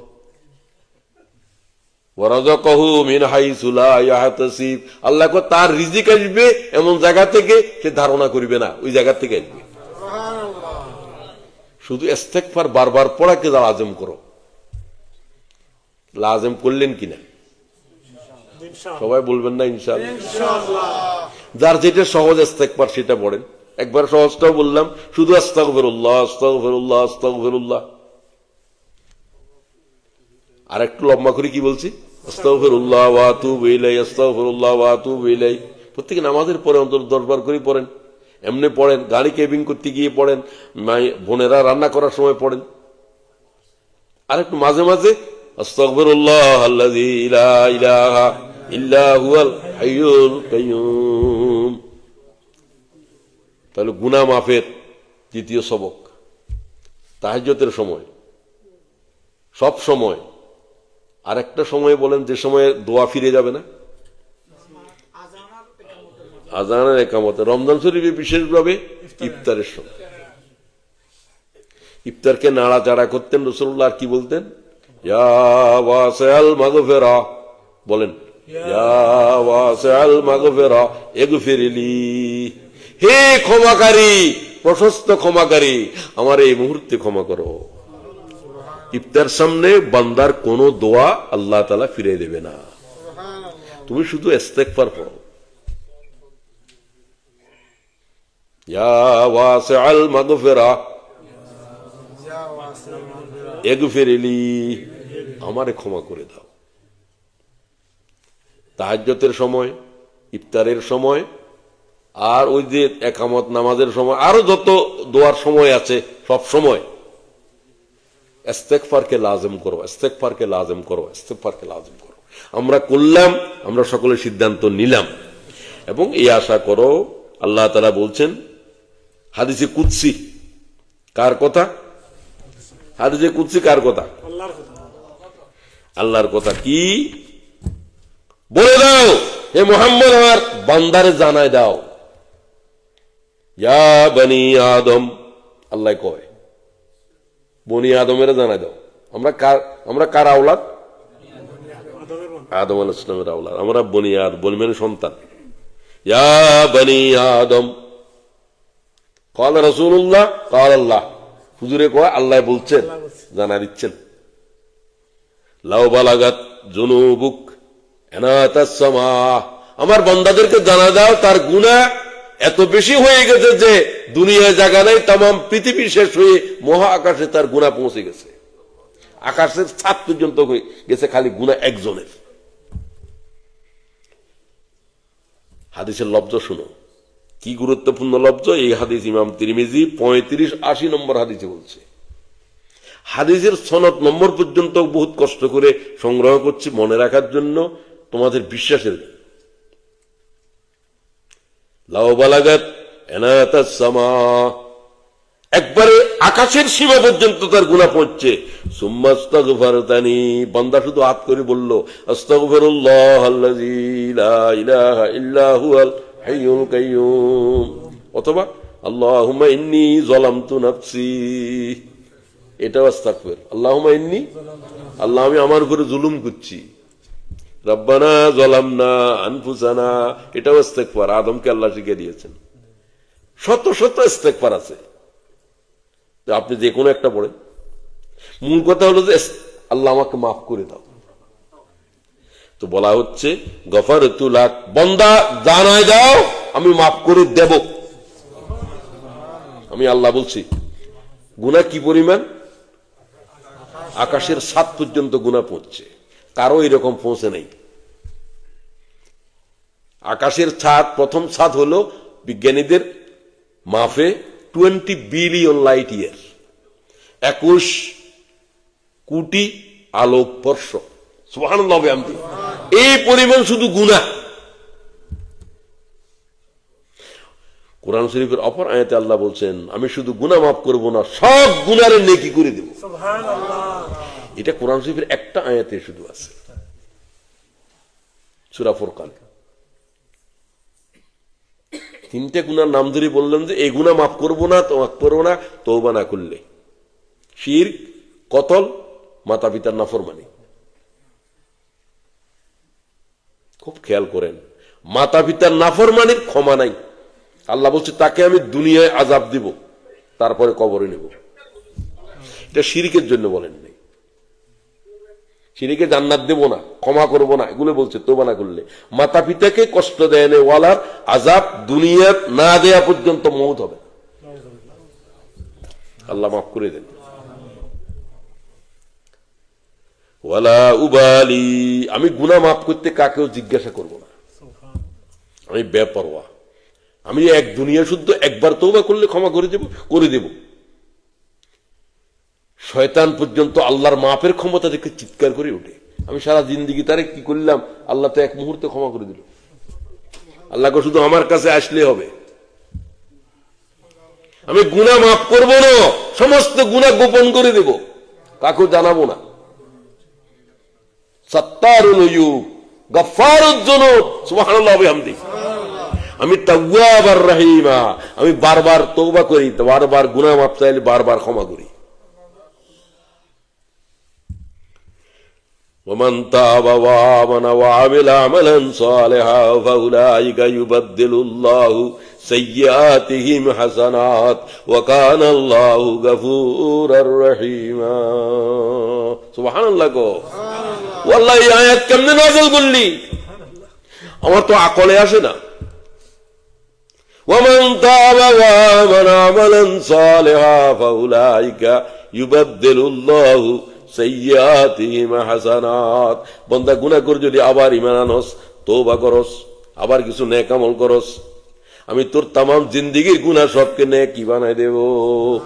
শরাব করছিলি যে সেটা নেকি হয়ে যাবে, জিনা করছিলি যে সেটা নেকি হয়ে যাবে, শিরক করছিলি যে সেটা নেকি হয়ে যাবে।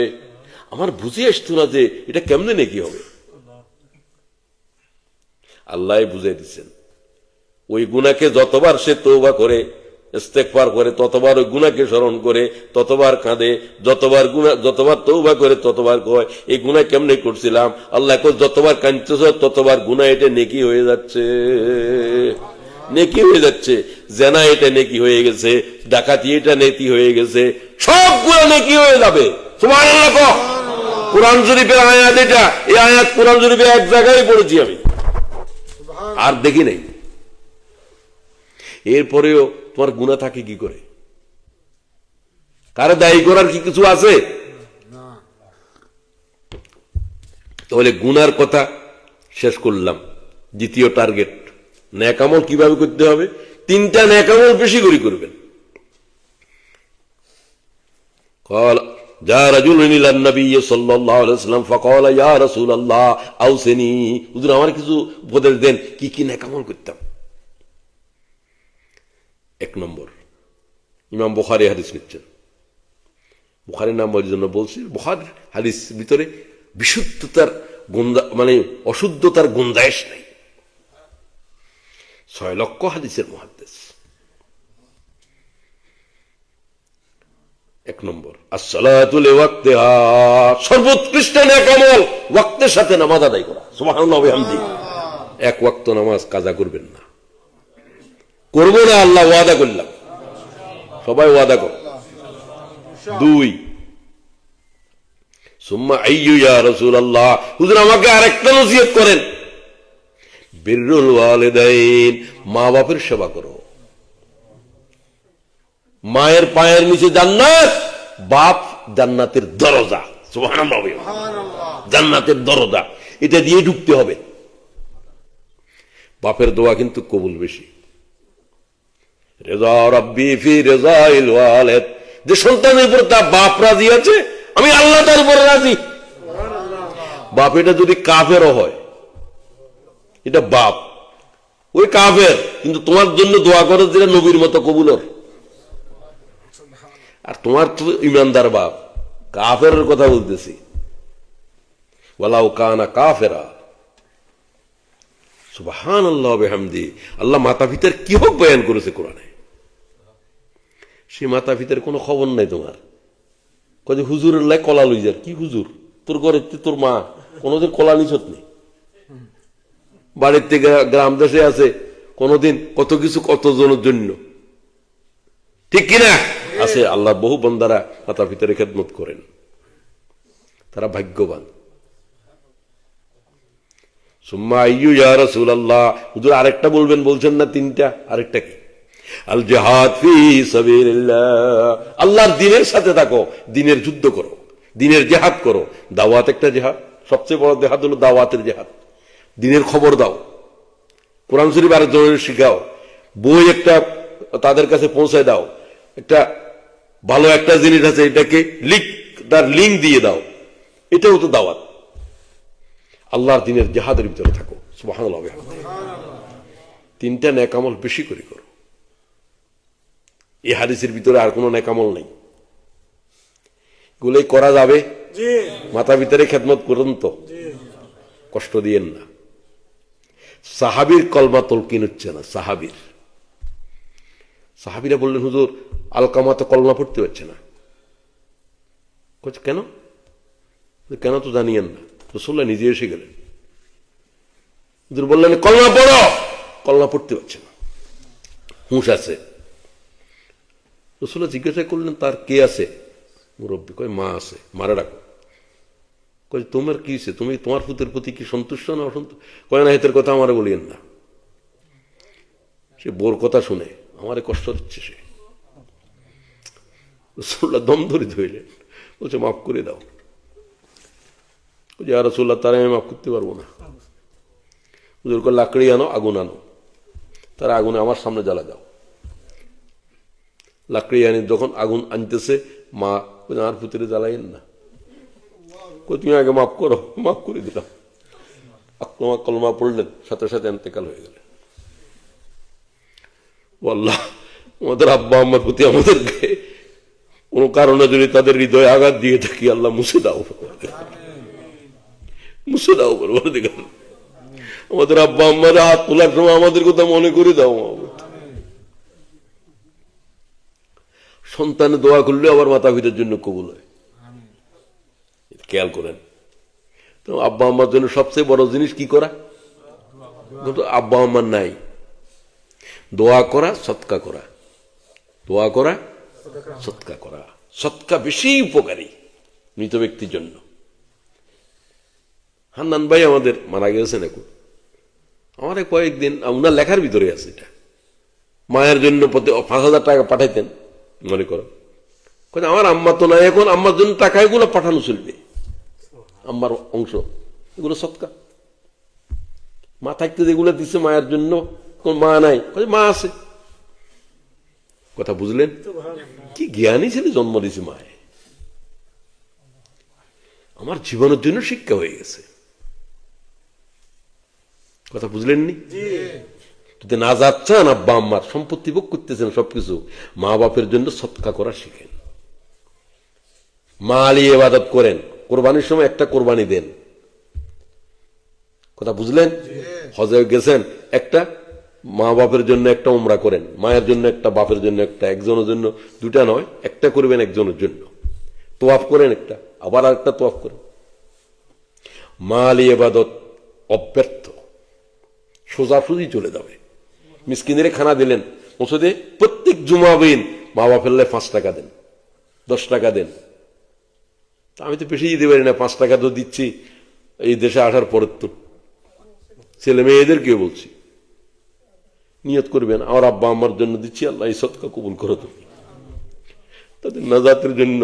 আমরা তাদের তো ঋণ শোধ করতে পারবো না। আর দোয়া আল্লাহ শিখিয়ে দিয়েছেন যে সেটা বলবেন কি, রব্বের কোন বল, এটা আমি আল্লাহ বলছি, রব্বের হামহুমা কামা রাব্বায়ানি সগীরা। কদর গেল, গুনাহ মাফ গেল, ইবাদত গেল, এখন আসেন কোরআন না তাকওয়া, কোনটা আগে? কোরআন আগে। শাহরু রমজান উনজিলা ফিল কোরআন। এই কোরআন শরীফ যদি না পড়েন, কোরআন শরীফের হক কি? 1 নম্বর হক ঈমান আনতে হবে। কি ঈমান আনবেন? এটা কার কালাম? হাযা কালামু রাব্বি, বলেন হাযা কালামু রাব্বি। কার কালাম? আল্লাহ। প্রত্যেকটা লফজ আল্লাহ, একটা বর্ণ আল্লাহ ছাড়া কারণ। এই কিতাবটার শুধু স্পর্শ করলে সওয়াব হয়, কিতাবটার দিকে নজর করলে সওয়াব হয়। সুবহানাল্লাহ। এই কিতাবের প্রথম দাবি হলো এই কিতাবের প্রত্যেকটা বর্ণ যে আল্লাহ থেকে এসেছে, বুঝছো সেটা, আলিফ লাম মিম যেটা বুঝো নাই সবটাই আল্লাহ থেকে নাযিল হয়েছে। তানজিলুম মিন রাব্বিল আলামিন। 2, এই কিতাবের বুঝো। আফালা ইয়াতাদাব্বারুনাল কুরআন আম আলা কুলুবিন আকফালুহা। দুনিয়ার সবকিছু বুঝলি, কোরআন শরীফ বুঝবি না? আমি কি নাযিল করলাম তোর উপরে, বুঝা দরকার কিনা? কে বুঝছে যে খালি না বুঝলে সওয়াব হইব? তো না বুঝলে সওয়াব যদি এত হয়, বুঝলে কি পরিমাণ হইব? শুধু একটা আয়াত যদি কেউ বুঝে পড়ে, তামাম রাত দাঁড়িয়ে থেকে ইবাদত করলে যে সওয়াব হবে, কোরআনের এক আয়াতের সওয়াব এর চাইতে বেশি। কি ইবাদত করো মিয়া, তুমি ইবাদত করতে জানো? সুতরাং কোরআনের উপরে ঈমান, বিলিভ দ্য বুক, কোরআনের উপরে বিশ্বাস স্থাপন করো। একটা আয়াত অস্বীকার করলে কাফের হয়ে যাবে, এক শব্দ অস্বীকার করলে কাফের হয়ে যাবে, ঠিক কিনা? খাতামুন নবীন নিয়ে কাদিয়ানীদের সাথে মুসা আলাইহিস সালাম, এক শব্দের কারণে সমস্ত কাদিয়ানীরা কাফের। আল্লাহর কোন শব্দের উপর যদি কই এটা কি এখন চলবে, এই কথা বলার সাথে সাথে স্ত্রী তালাক হয়ে যাবে। স্ত্রী, তুমি তো কাফের হয়ে গেছো, তোমার স্ত্রী তো নেককার, কাফেরের সাথে ওর কোনো বিবাহ বন্ধন থাকতে পারে না। তুমি জানো না এগুলো, তুমি জানো না যে তোমার বিয়ে বহুত আগে ভেঙে গেছে, তোমার ঈমান বহুত আগে চলে গেছে। কোরআন শরীফের উপরে আল্লাহর কোন হুকুমের উপর যদি কেউ এরকম কথা করে, ঠেসারা দে, তার ঈমান থাকবে?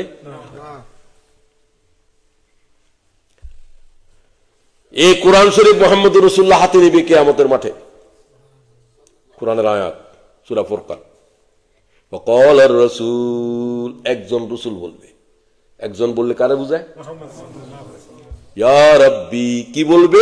এবারত শুনে দিচ্ছে, মামলার এবারত। রাসূলুল্লাহ বাদী হবেন আল্লাহর আদালতে, যাদের বিরুদ্ধে কার শুনেন, শুধু কোরআন শরীফের নিয়ে যারা অবহেলা করছে তাদের বিরুদ্ধে। ইয়া রাব্বি ইন্না কওমি ইত্তাখাযু হাযাল কুরআনা মাহজুরা। ওয়াল্লাহ, ওই পাথর খেয়েছি কোরআন শরীফের জন্য, বেহুশ হয়েছি তায়েফের মাঠে, দান শহীদ করেছি উহুদের জমিনের উপরে, ঠিক কিনা বলো? উম্মতের কাছে এই কোরআন রেখে এসেছি। তারা আমার কোরআন থেকে হিজরত করেছিল, হিজরত করে আমি বাংলাদেশ থেকে হিজরত করছি, তাহলে বাংলাদেশ থেকে চলে আসছে, কোরআন থেকে হিজরত করছে। কোরআন শরীফ কি হিজরত? ঈমান আনে নাই, চোখ দিয়ে চায় নাই, পড়ে নাই, বুঝে নাই, আমল করে নাই, কারো কাছে তার দাওয়াত দেয় নাই, সব আল্লাহর কোরআন থেকে হিজরত করা। সুবহানাল্লাহ। তাদের বিরুদ্ধে আল্লাহ আমি বাদী হলাম, তুমি ফয়সালা করো, আল্লাহ রাসূলুল্লাহর আসামি হওয়া থেকে রেহাই দাও। তাহলে কোরআন শরীফ যে পড়ি নাই, কোরআন শরীফ যে বুঝি নাই, কোরআন শরীফের হক আদায় করে নাই, জুলুম করছি আল্লাহর কিতাবের উপরে। দুনিয়ার সবকিছু তো বুঝছি, সবকিছু তো জানি, ঠিক কিনা? লেখাপড়া করেছি, অক্সফোর্ডে পড়েছি, ক্যামব্রিজে পড়েছি, ছেলেদেরকে পড়াচ্ছি, কত কিছু আমি জানি। কত কিছু জানো তুমি, সূরা ইখলাসও জানো না, তেলাওয়াতটা জানো না, অর্থ জানো না, মানো না, বুঝো না, কারো কাছে কোরআনের দাওয়াত দাও না, কোরআন শরীফ নিয়ে কোনো মেহনত করো না, তুমি কোরআন শরীফ থেকে হিজরতকারী।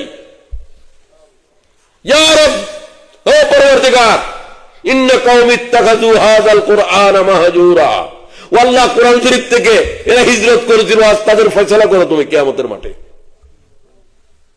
আল্লাহ মাফ করে দেন আমাদের। 2025 সাল, কোরআন শরীফের পুরো হক আদায় করো। 30 রোজা, কোরআন শরীফ কত পারা? একদিনে 1 পারা। 24 সালেও বলছি, আবার 25 সালে বলছি, 1 পারা কোরআন শরীফ পড়ো, 1 পারা। বেশিটা তোমার উপরে, এটাকে লাজম করো। অর্থ সহ পড়বে, বুঝে পড়বে। সবাই পড়বে কিনা হাত তোলো। আল্লাহ প্রত্যেক হাতরে তৌফিক দাও। আল্লাহ, আমি হাত তুললাম, আমি তো 70-এর দশক থেকে কোরআন শরীফ পড়ি নাই, অর্থ সহ বুঝি নাই, লেখি নাই, এমন কোন রমজান আমার আয়াতে যায় নাই। তোমাদেরকে বুঝার জন্য বলছি, 70-এর দশক থেকে চলছে। শত শত আয়াত আমি লিখব ইনশাআল্লাহ, আয়াত হেফজ করব। আবার আবার 1 থেকে আলিফ লাম থেকে সূরা নাস পর্যন্ত আবার কোরআন শরীফ প্রত্যেকটা লফজের উপর আমি আমার নজর বুলাবো। আল্লাহ আমার ভাইদেরকে তৌফিক দাও, বোনদেরকে তৌফিক দাও। আল্লাহ 2025 সালে কোরআন শরীফের আগাগোড়া পড়ার তৌফিক দাও। এটা বুখারী শরীফ পড়ার কিতাব, রমজান ন। তিরমিজি শরীফ পড়লে পড়ো, না পড়লে নাই। বুখারীর ইমাম বুখারী কি বলে শুনো। 1 লক্ষ ছাত্র সামনে রমজান শরীফের তাহাদুলার আগের রাত বললেন, আগামীকাল থেকে হাদিসের দরজ বন্ধ। শাহরু রমজান উনজিলা ফীহিল কুরআন।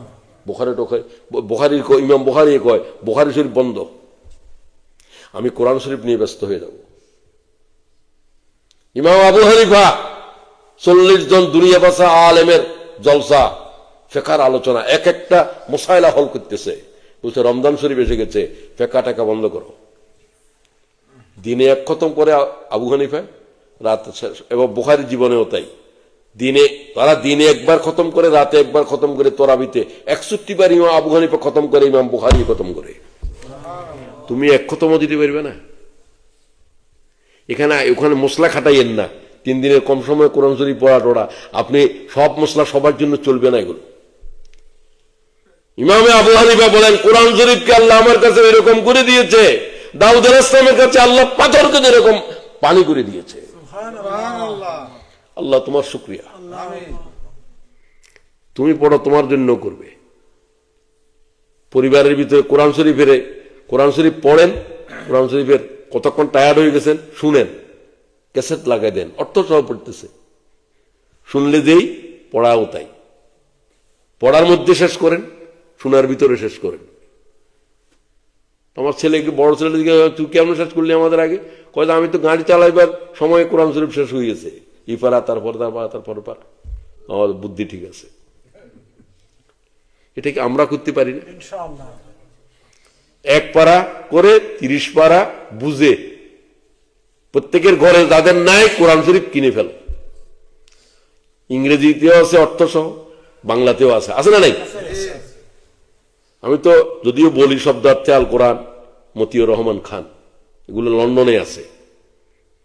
আমার তো টেবিলের উপরে আছে 2 সেট। তো যাই হোক, আপনাদের জন্য এই হলো কোরআন শরীফের বিষয়ে কথা শেষ করতে চাই। আমি আর একটা কথা বলে শেষ করব। টার্গেট যেগুলো আছে সব বলা হয়ে গেছে।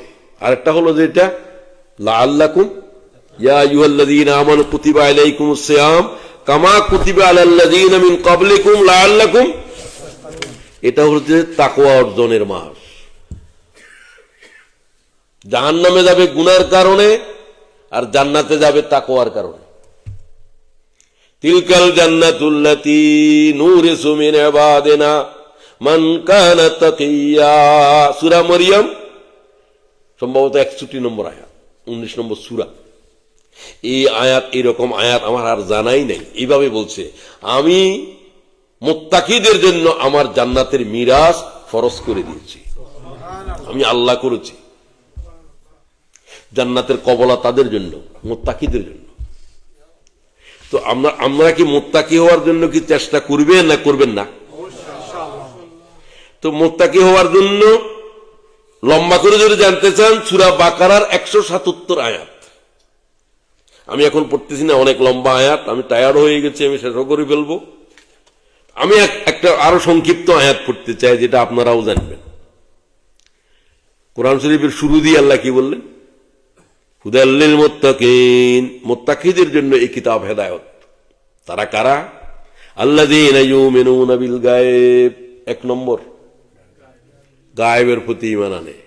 আমরা কি জাহেরের প্রতি ঈমান আনি না গায়েবের প্রতি? বেশিরভাগ মানুষ কিসের উপর ঈমান আনছে? যা দেখে না কয় তারা বিশ্বাস করে না। আমরা তো অদেখার উপরে বিশ্বাস করেছি। আল্লাহ গায়েব, জান্নাত গায়েব, আমরা তো চোখের উপর দেখতেছি না। রাসূলুল্লাহ দেখেছেন, সব দেখে বলেছেন আমাদেরকে। আর কোন পয়গম্বরও তো দেখেনি। ইব্রাহিম আলাইহিস সালাম কি জান্নাত জাহান্নাম দেখিয়ে আসছে দুনিয়ায়? লাখ পয়গম্বরে দেখে নাই, শুধু একজনে দেখেছে। তো সবাই তো দাওয়াত দিচ্ছেন। আদম আলাইহিস সালাম জান্নাত আর জাহান্নাম ওই গুন্ডুম খাওয়া পর্যন্ত। আদমের কি বুঝতে পারছিল আমাদের আব্বা, কি বলবো আমি, অন্য গাছের ফল টল না খাই আগে সেটাই খার, যেটা আল্লাহ না করে দিয়েছে। আল্লাহ রহস্য আছে, যাই এগুলো আলোচনা করতে যাই না। তাফসীরকারীরা বলছে জোহর থেকে আসর সময়ের ভিতরে গুনগুন টুমদুম খাওয়া শেষ হয়ে গেছে। তো জান্নাত সাথে সাথে আল্লাহ বলছে বেরিয়ে যাও, তুমি তো উলঙ্গ হয়ে গেছো, তোমার জান্নাতের লেবাস পড়ে গেছে। আল্লাহ বলছে তোদের আব্বাকে ইবলিস উলঙ্গ করেছে, কোরআনের আয়াত, গুনার কারণে। শর্মিন্দা হয়ে গেছে, কাঁদতে শুরু করলো। আল্লাহ আমি তওবা কি করে করবে? আল্লাহ শিখে দিলেন, রব্বানা যালামনা আনফুসানা, আল্লাহকে মাফ করে দিলাম, তো জান্নাতে থাকতে পারতে না, তোমার তওবা টওবা করে আবার ফিরে আসতে হবে। এই জান্নাতও দেখেন না, জান্নাতের এই এতক্ষণ থাকার ভিতরে সব শেষ, বুঝছেন?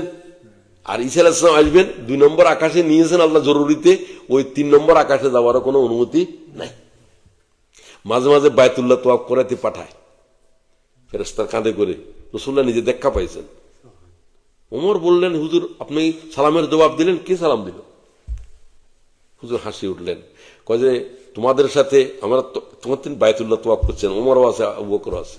বলছে আমি আমার সামনে ঈসা আলাইহিস সালাম 2 ফেরেশতার কাঁধের উপরে সাথে স্কট করা করতেছে, যে মালায়েকা আছে, তাকে আল্লাহর ঘর তওয়াফ করাচ্ছে, উনি তওয়াফ করছেন, উনি সালাম দিচ্ছেন। বুঝতে পারছেন? এই আল্লাহ নিয়েছেন, আল্লাহ আবার আনবেন, সেটা আল্লাহর ইচ্ছা।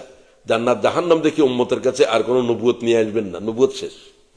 রাসূলুল্লাহর উম্মত হয়ে আসবেন, কোরআন শরীফে যা বলা আছে ওটারই দাওয়াত দিবেন। বুঝলেন? জান্নাত জাহান্নাম দেখা টাকা যা দেখেছে মুহাম্মদে দেখেছে, কি কি আযাব হয়, কি কি ধরনের, শুধু জান্নাত জাহান্নাম দেখতে 35 বছর লেগেছে।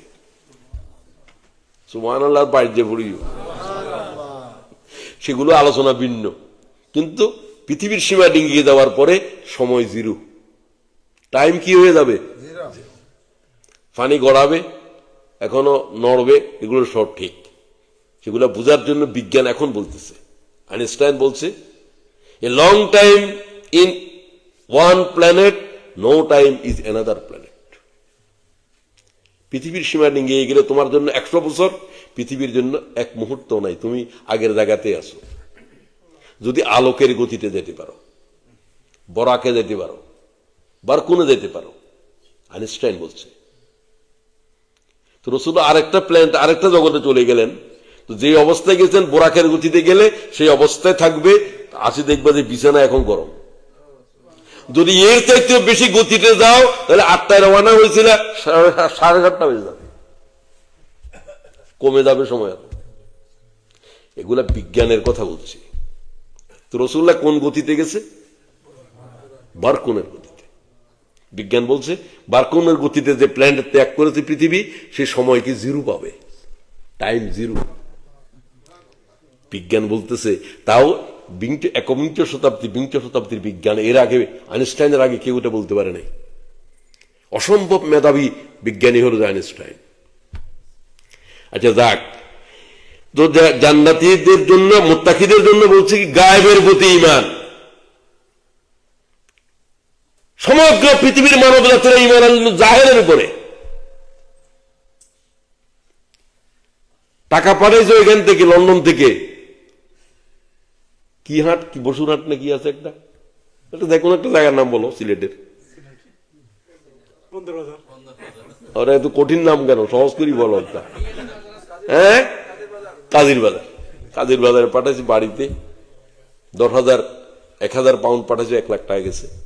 ফিওনের টাকা দিয়ে যার ওমা ফিওনের দড়ি তো ফাঁয়ে সুমাকার 1 লাখ টাকা করতো না বাজি বাজিয়ে দিছে নাকি টাকা দিছে তো গায়েবে লন্ডন থেকে, সামনে কিছু নাই দিয়ে এদেরকে ফিওন তো চাকরি এটা দিতে হইবে, তোরে টাকা পাঠাইছে তোর বাপে তোর ছেলে, ঠিক কিনা? তো মানুষের ইমানটা জাহেরের উপরে। ও ফিওনে দিছে, ফিওনের এখন সুমাখার, চাকরিরে সুমাখার, তারে রিজিকদের। তোর রিজিক বরাদ্দ করছে কে? আল্লাহ। এ কথা কি তোর ইমান নাই? তাহলে মানুষের ইমান জাহেরের উপরে।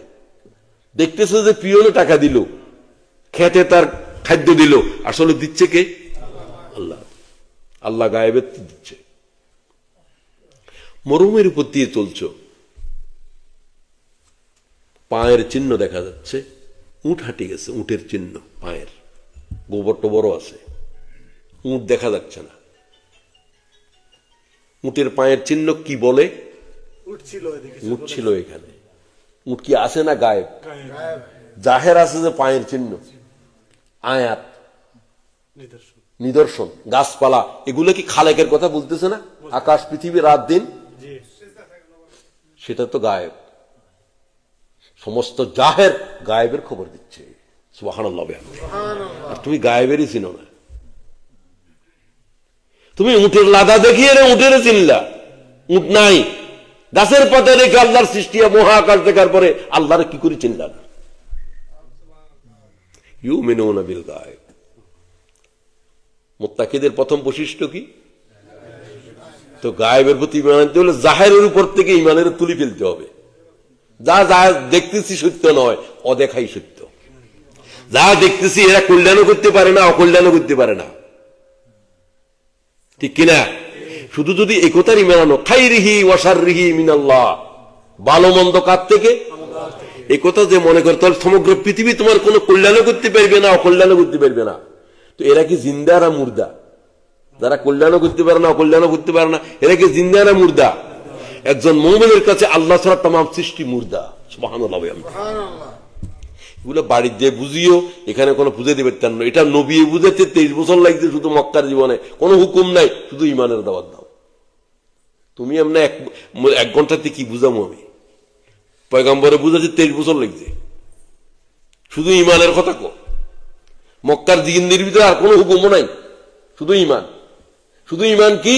খাইরিহি ওয়া শাররিহি মিনাল্লাহ তাআলা, খাইরিহি ওয়া শাররিহি মিনাল্লাহ তাআলা। সবকিছু কার থেকে হয়? আল্লাহ থেকে। এত সহজে কি আপনার কাছে এটা আসবে মনে করছেন? এক। তারপরে ওয়ায়ুকিমুস সালাত, তারা কি করে? নামাজ কায়েম করে। ইউমিনুনা বিল গায়ব ওয়া ইউকিমুনাস সালাত বলেছি। মুত্তাকির দ্বিতীয় বৈশিষ্ট্য হলো সে নামাজি, ওয়াক্তের সাথে নামাজ আদায় করে। নামাজ নাই সে কি কোন কয় যে হুজুর কয় যে না, কয় যে আমি নামাজ পড়ে, তুই নামাজ পড়াস না কেন? কয় যে একজনে কয় মহিজ ভাই হাতের বলে নামাজ মুখস্থ হয়ে গেছে, পড়ে না। উমা তুমি কেন পড়ো? তোমার মুখস্থ হয় না। ছেলে কখন পড়া কখন বন্ধ করে, কয় মুখস্থ হয়ে গেছে বাপেরে কয়। হাতে কয় কি আমার নামাজ কি হয়েছে? নামাজ মুখস্থ হয়ে গেছে। ওমা কি রাতের বানর কথা, কত শয়তানি দেখছো? নামাজ মুখস্থ হয়ে গেছে, তার নামাজ পড়ানো লাগতো না, এত এখন এমনি জিকির করে। আরে কতগুলা বাইর হয়েছে, এগুলো বলে কোরআন শরীফ আছে, আর কয় আর কিছু লাগতো না। তো কোরআন শরীফের সালাত দিয়ে কোথাও তুমি 5 ওয়াক্ত নামাজের কথা আছে? সালাত মানে কি? তার মধ্যে দোয়া করা, মাগফিরাত কামনা করা, কিন্তু সব সল্লুর ভিতরে আছে। এতে করে নামাজ তো মানুষের মনের জিনিস। নামাজ নাই এই ব্যক্তির কাছে কি ঈমান আছে? কি তাকওয়া টাকওয়া? ওয়া মিম্মা রাযাকনাহুম ইউনফিকুন। মুত্তাকি তারাই যারা তাদের রিজিক থেকে আল্লাহর রাস্তায় ব্যয় করে, ঠিক কিনা? খুব সহজ বলে বলছেন আল্লাহ তাআলা। এগুলাকে এখন পরিশুদ্ধ করো। ঈমান বুঝো নাই, ঈমান কি করে আসে এটাও জানে না, ঈমান কিভাবে যায় এটাও জানে না। উযু ভঙ্গের কারণ জানে, ঈমান ভঙ্গের কারণ জানে না। তো অজু দিয়ে কি হবে? যার যার ইমান নাই তার নামাজে কি হবে? ঠিক কিনা? এগুলো জেনে নিতে হবে। আজকের জন্য আলোচনা শেষ করতেছি। প্রিয় ভাইয়েরা, রমজান শরীফ এসে গেছে বলতে পারেন, প্রস্তুতি গ্রহণ করেন। পরিবার পরিজনদেরকে নিয়ে গেজা হালাল হইতে হবে। ইফতারি যে করতেছেন, বায়তুল্লাহ যাইতেছে হারাম কাপড় দিয়া, চুরি ডাকাতির, শরাব বিক্রি করার টাকা দিয়ে। তাই বলে লাব্বাইক, মালাইকে বলে লা লাব্বাইক। তুই কি লাব্বাইক বলস? লা লাব্বাইক, আলিজুল লফজ। তোর কোনো শ্যাম নাই, তোর কোনো কেয়াম নাই, তোর কাপড় হারাম, তোর সবকিছু লোকমা হারাম, সবকিছু হারাম। ইফতারি করস যে সেটা হারাম, রাত্রে খাইছিস যে সেটাও হারাম। ঠিক কিনা বলো? তোর কিসের রোজা? গেজা হালাল করো। যার গেজা হালাল হয়ে গেছে সে হাত তোলা লাগবে না, তোলার আগে দোয়া কবুল হবে। বৃষ্টি হচ্ছে না, লোকেরা ইমাম বুখারীর ইমাম বুখারীর দোয়া ফিরে যায় না। ইমাম বুখারী বলেন, আমি তো আল্লাহর কাছে মুনাজাত করি না, আমার শরম লাগে, আমি না চাইতে আল্লাহ তাআলা সব দিতে আছে। না, আপনি একটু ইস্তেসকার নামাজ করেন। ইমাম বুখারী শুধু আসছে, বৃষ্টি শুরু হয়ে গেছে, নামাজ পড়তে পারে না। এগুলাকে বলে মুস্তাজাবুদ দাওয়া, তাদের দোয়া ফিরে যায় না। এর অন্যতম কারণ হলো যে এদের গেজা হালাল। আল্লাহ আমাদেরকে হালাল গেজা বকশিশ করুন।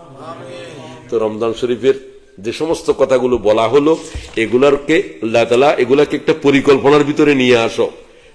তারা তাকওয়া অর্জন করার জন্য মেহনত করো। এই 30 দিন লাগাতার রব্বা সাইমিন লাইসা লাহু মিন সিয়ামি ইল্লা সাহার, ওই রকম রোজা, ওই রকমের কিয়াম আর সিয়াম দিয়ে কিছু হবে না। আল্লাহ তাআলা 2025 সালের রমজানকে আমাদের জিন্দেগির জন্য বিপ্লব আনো। কোরআন শরীফ অধ্যয়ন করাকে আল্লাহ জরুরি করো। সময়ের অপচয় করা থেকে রক্ষা করো। আল্লাহ আমাদের জিহ্বার হেফাজত করো। সুবহানাকা আল্লাহুম্মা ওয়া বিহামদিকা আশহাদু আল্লা ইলাহা ইল্লা আনতা আস্তাগফিরুকা ওয়া আতুবু ইলাইক। কোন জরুরি প্রশ্ন আছে কারো রমজানের পরে, সিয়ামের পরে? একটা দুইটা? জি। আসসালামু আলাইকুম ওয়া রাহমাতুল্লাহ। কমপক্ষে কতদিন ইতিকাফে বসা যাবে? 10 দিন যদি কেউ বসতে না পারে, কমপক্ষে মিনিমাম কতদিন? মিনিমাম একদিন। ইমাম আবু হানিফার দৃষ্টিতে সিয়াম ছাড়া ইতিকাফ হবে না। আবু হানিফার দৃষ্টিতে, শাফি এবং অন্যান্যদের দৃষ্টিতে 1 ঘন্টারও ইতিকাফ করা যায়। এটা আপনাদেরকে আমি বলছিলাম, মসজিদে ঢুকার সময় ইতিকাফের নিয়ত করবেন, এটা করা যায়। কিন্তু ইতিকাফ বলতে যেটা বোঝায়, ইমাম আবু হানিফা স্পষ্ট করে দিয়েছেন, ইতিকাফকারীর জন্য রোজা সত্য, 24 ঘন্টা সত্য। জি, দ্বিতীয় প্রশ্ন। আমি আবু হানিফার এটাকে এমনি সওয়াবের জন্য কেউ 1 মিনিটের জন্য করতে পারে, কিন্তু ইতিকাফের অর্থে 24 ঘন্টা একটা রোজার সাথে। ইতিকাফের সময় যখন কাবা শরীফের কথা বলছি, সেখানে খাবার দাবার একটু সমস্যা আছে, ম্যানেজ করা। তখন ইতিকাফ অবস্থায় খাবারটা নিয়ে আসার জন্য কোনো লোক লাগবে না। খাওয়ার জন্য ফিজিক্যাল প্রয়োজন, খাওয়ার জন্য টয়লেটের জন্য ইতিকাফের এরিয়া বাইর করে যত নিকটে যাওয়া যায় যাবেন, ইতিকাফের কিছু হবে না। খালাস, এনিমোর। জি। ফিতরা এবং ফিদিয়া, এটা কি অ্যামাউন্ট সেম? ফিদিয়ার আর ফিতরা না, ফিদিয়া হলো যে নামাজ এর জন্য, বয়স্ক মানুষ রোজা রাখার জন্য, আর বয়স নাই, পারবে না, সুস্থ হওয়ার সম্ভাবনা নাই, তার জন্য রোজা আরেকটা রোজা রাখার কোনো ব্যবস্থা নাই।